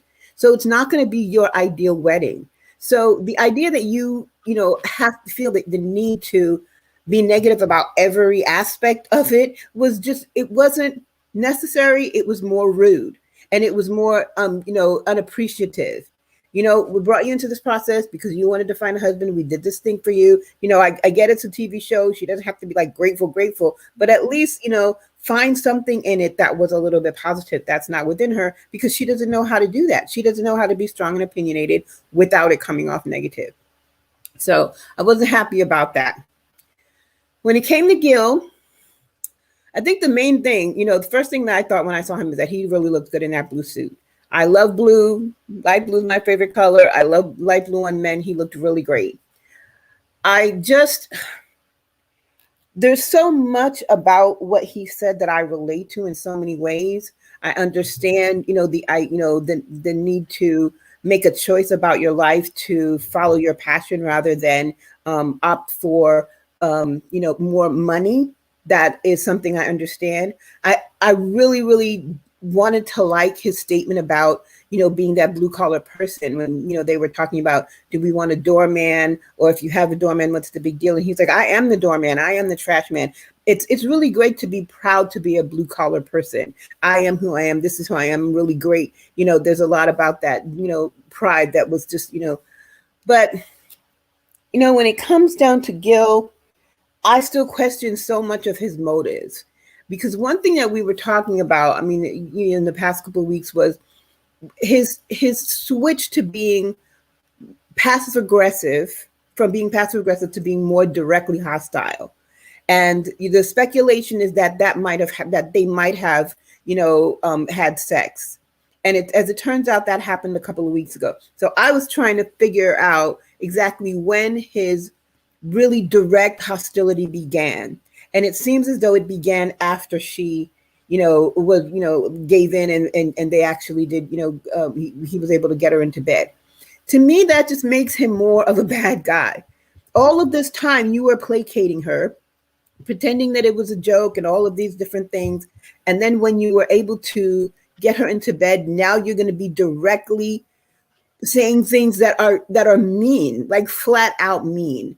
And I think that, the speculation before that happened is that why he was being so quote unquote patient, because he was just sort of, trying to placate her until he got to a certain point. To me, that has been proven to be true.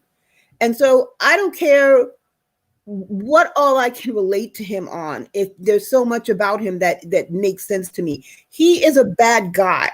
And I mentioned this quote that I like from Bob Marley, last week when we were talking about it on Maria's channel, that quote where Bob Marley says, do not awaken a woman's love if you do not plan to love her, which is what this guy has done.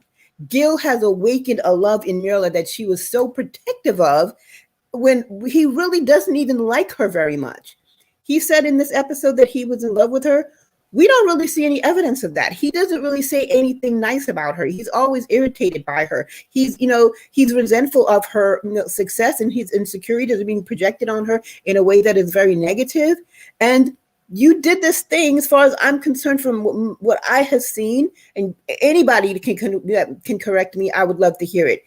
I believe that he did wait until he got her into bed to be able to be direct with her and tell her the truth about how he felt. And that is wrong. He is the villain of the season for me.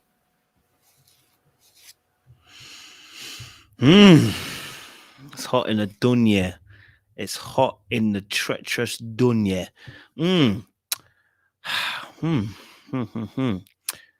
Sean, do you care to respond? I don't know. Where do we begin? Is Gil still dusty? Is now Myrla a dust bunny, or is she a pick-me? What category would Myrla fall under now, because they are both betrothed and staying together in marriage? For how long? Let's see. Because perhaps the dust and the dust broom might separate soon. So, but I think that, look, these two have shown us, as much as we can see, some nicks in their relationship. I think they have been the ones to navigate this process the best. He's been communicative. He's told her how he feels. He has told her how her attitude impacts him.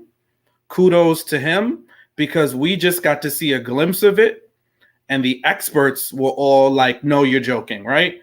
No, she's like, no, I hated the wedding. I don't like meeting new people. They even questioned, well, why'd you come on the show? Right? So Myrla is definitely a difficult person to navigate, hence why, and she knows it. Thank God she knows it, because there's some people out there that are extremely difficult, but they live in the land of delusion, and they think that it's a great, wonderful thing to be in relationship with him. Hence why she has consistently called him patient and thanked him for being straight up with her. Yes, do his jokes go a little too far, and does he peck away at her? However, dealing with that much negativity, somebody that can sit in front of on decision day and complain about everything from the ring to the this to the that to the this, shows how negative she really is. And yes, she says she's working on it, but decision day was an example of how well she's working on it, right? So again, I think that These are the ones that might make it, but I don't think they're going to make it, because at the end of the day, they do have some fundamental differences on how they should spend their money. So, and that makes for a very difficult marriage. If you are that much on the opposite end of the spectrum, it's going to be a challenge. And Gil, as much as he may not want to, is going to have to yield his money rather to her, because has more money, and she also has proven how much, her ability to manage her money better than his, right? And then just, again, pick his battles.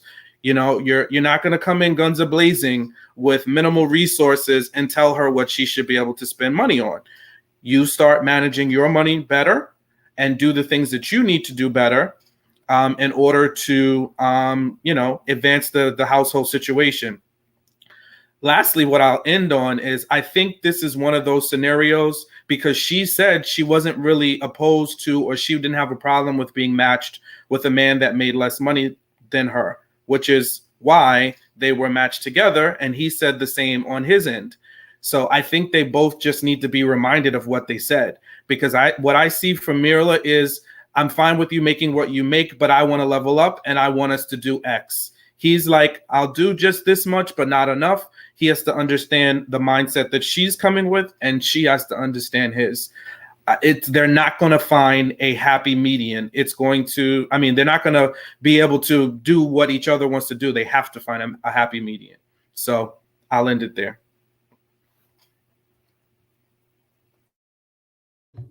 I'm with you on that, bro. I'm with you on that. Yeah, man. That was a good roundup, man, bro. Yeah.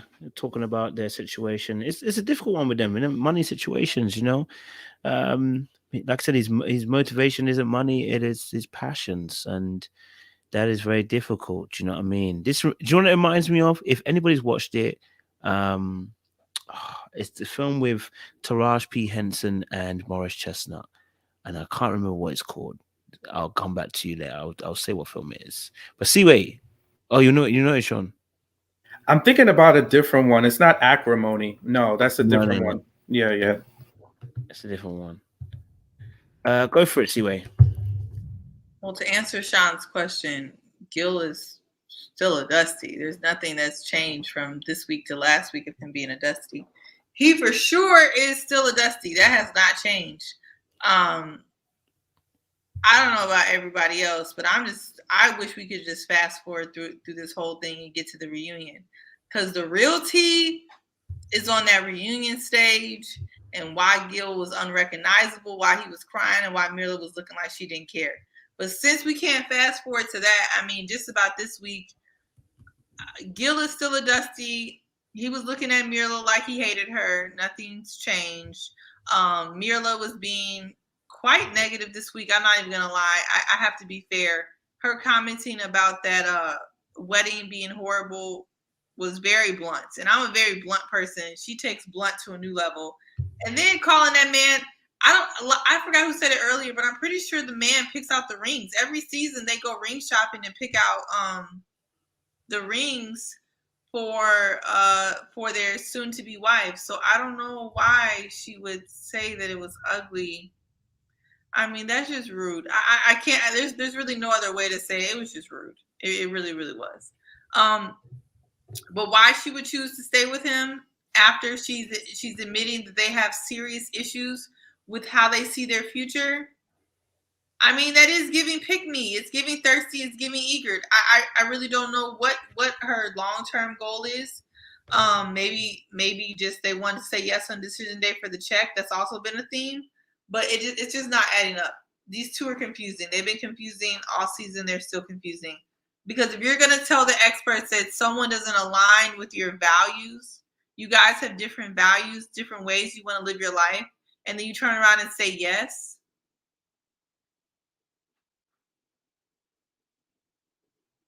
It's not going to change. The reason why it's not going to change is he's not a Dusty because of his profession. He's a Dusty because of his mentality. And people who have a very bare minimum, I'm going to do the bare minimum in life mentality, are not going to change. That is just the way he views life.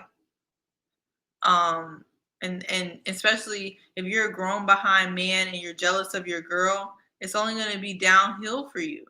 It's only going to be downhill. So I'm not quite sure what she thinks she's going to do with that, but I mean, she's going to have to figure out, like every other woman who's with the insecure man.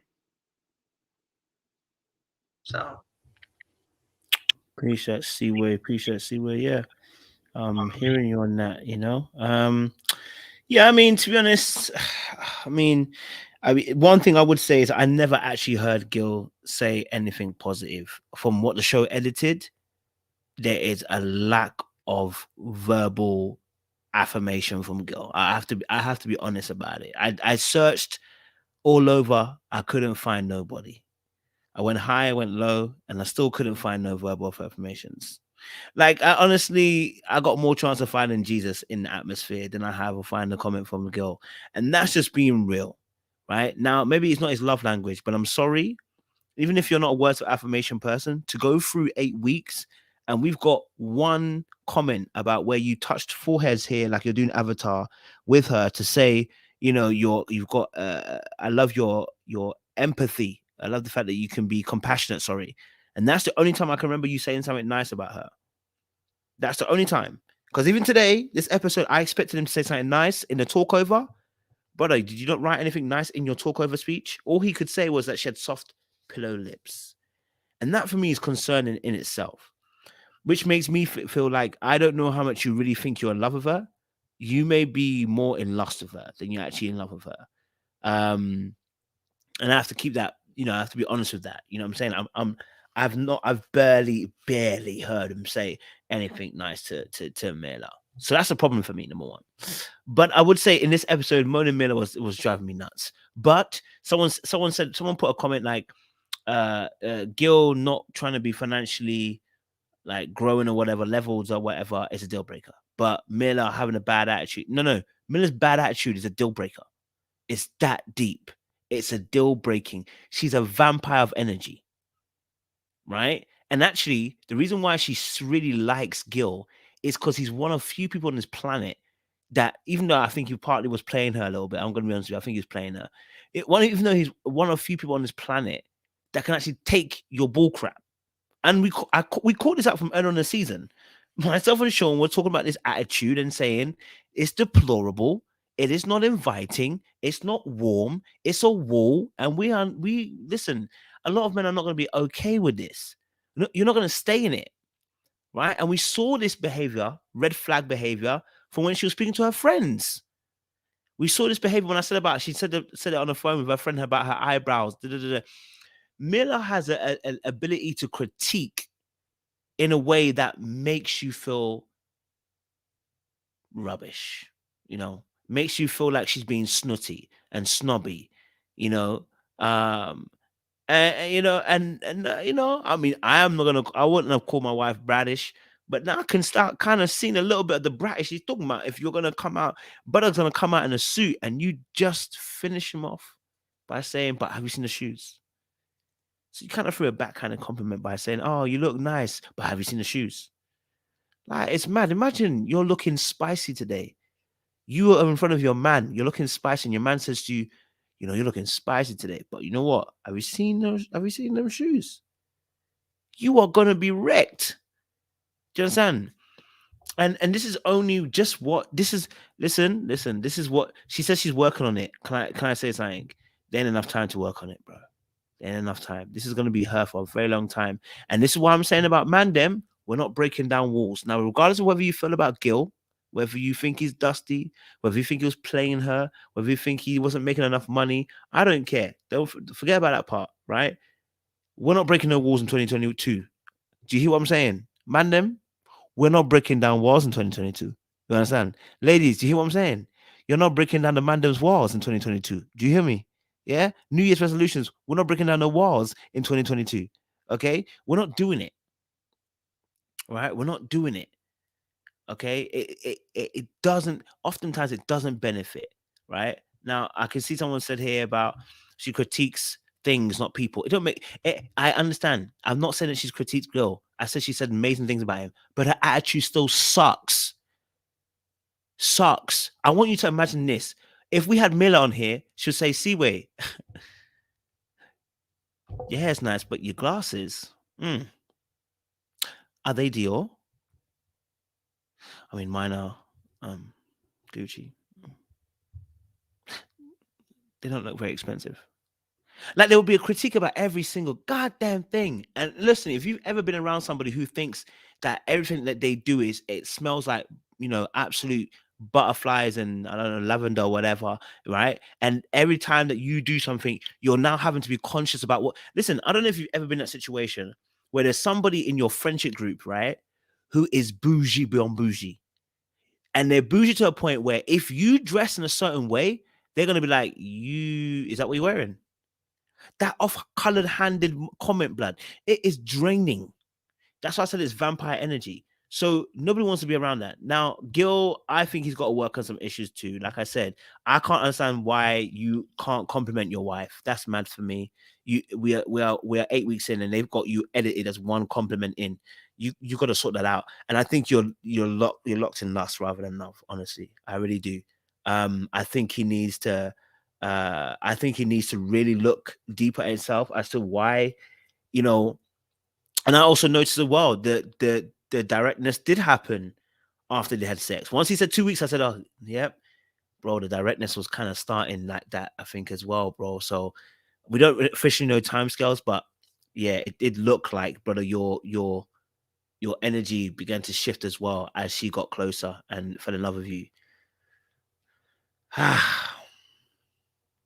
last is tight, man. It's tight. To be honest, I think they're better off without each other. And I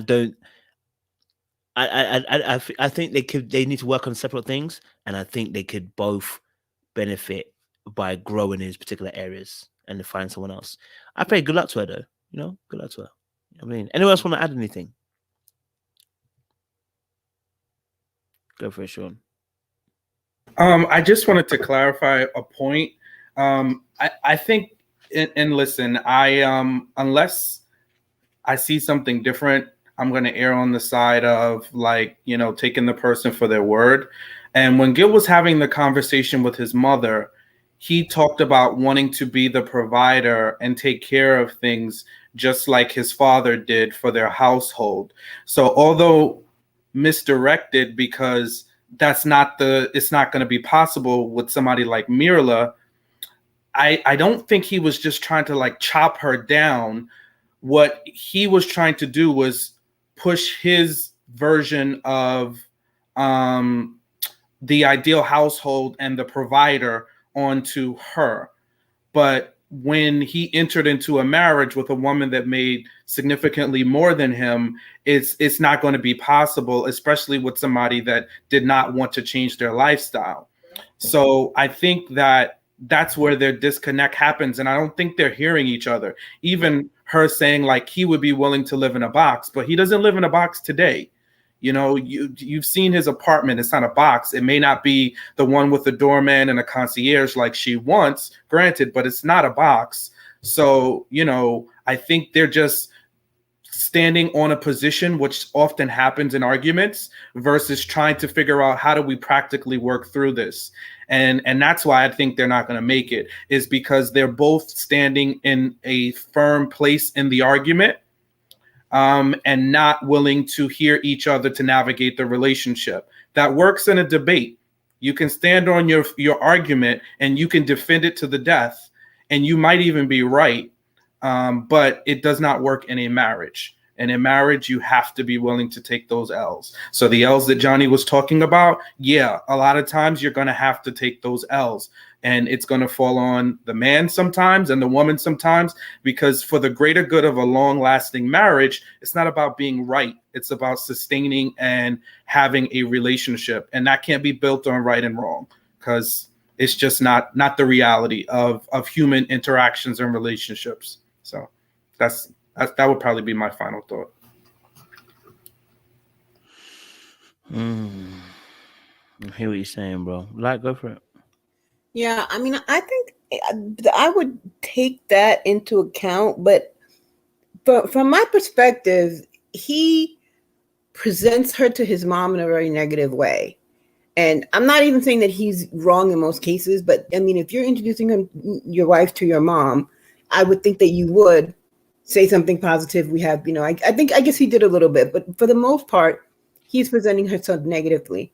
I find it a really interesting switch that as much as he complains about her negativity, he is the one that is always making the negative comments about her. His whole approach in the situation was negative. I kind of give him a little bit of grace for that, because he did say this and it made sense to me that her negativity brings him to a negative space. So, but it did turn it, it has been turned around that he's the one that is more negative in certain situations than her. And I originally said that before this week when, she just kind of blew that theory out of the water. But that's just something that I have to notice, is that no matter what, I don't understand why he even believes he's in love with her, because he doesn't seem to like anything about her. He doesn't talk about her in any positive way. And his interactions with his mom about her just don't seem to be accurate. I'm understanding what you're saying, Sean, that he's coming from his perspective and what his expectations that he brought into the marriage that now he has to reconsider. But he didn't actually convey this in an accurate way. He didn't tell his mom the life that she wants, she's prepared to pay for. I just have to contribute my portion that I can contribute. Maybe he thought his mom would, think that he wasn't living up to the expectation of the man of the house because that's how his father was. Maybe that was his thought. But my whole problem with Gil has always been that he's not direct enough coming with the truth. He doesn't actually say the truth. Everything he says is covert and skewed and just totally off, off base. I just can't rock with that, because if he was really direct with his mom and saying she's going to wind up paying a lot more than me and I'm not going to feel great about that, I would say, yeah, he's bringing an expectation and he's feeling insecure about that. But he's basically leaving out a big portion of the conversation and a big portion of what their marriage is going to look like in order for his mom to, I don't know what he wants his mom to do. Give him advice on something that's not true. I just don't trust him. I don't trust him. Sean, do you want to reply or no? Yeah, man, I'm hearing both parties here, and I think Gil is not necessarily the worst guy. I just think he just needs to work on how he's dealing with this negativity at this point, right? I also don't think he's dusty. I actually don't think he's dusty. But again, this is their definition the ladies have put there, so let them have their definition of Gil. I don't think he is, but I mean, leave that definition for them. Yeah, I mean, it's a tough one. They never should have been put together. Never been put together. They weren't a match at all. And it's unfortunate. And that's the smoke the experts have to take, or the producers even have to take as well in this show. When we shouldn't be accepting this kind of it's getting political now, man. It's getting this whole season, all of them have failed. They're going to be lucky to get one couple, which is going to be Zack. It's going to be Rachel and Jose. If they call that a success, I'm disappointed. At one point, you had 3 couples were going through, and it should have been growing each year, but it's not. It's gone back to 1 again because they've gone for jokes and fun. Yeah. Situation. All right. Cool. Let's bring the conversation to a close. Sean,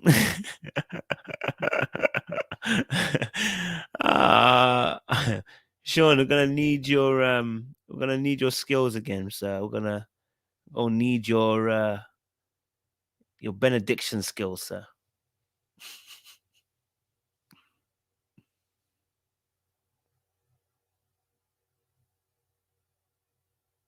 Ten seconds, Kojo. I'll be right back. I promise. Take your time, sir. Take your time. Anybody else counting? Because I'm counting. Yeah, you know what? What I've been saying about that point, Kojo, you just made is that I'm looking at the experts and production as like the 6th couple this season, because they are, like you say, moving mad. Everything has just been completely off base. They've made really bad decisions. They've made really bad actions. And I think, I just co-sign what you said.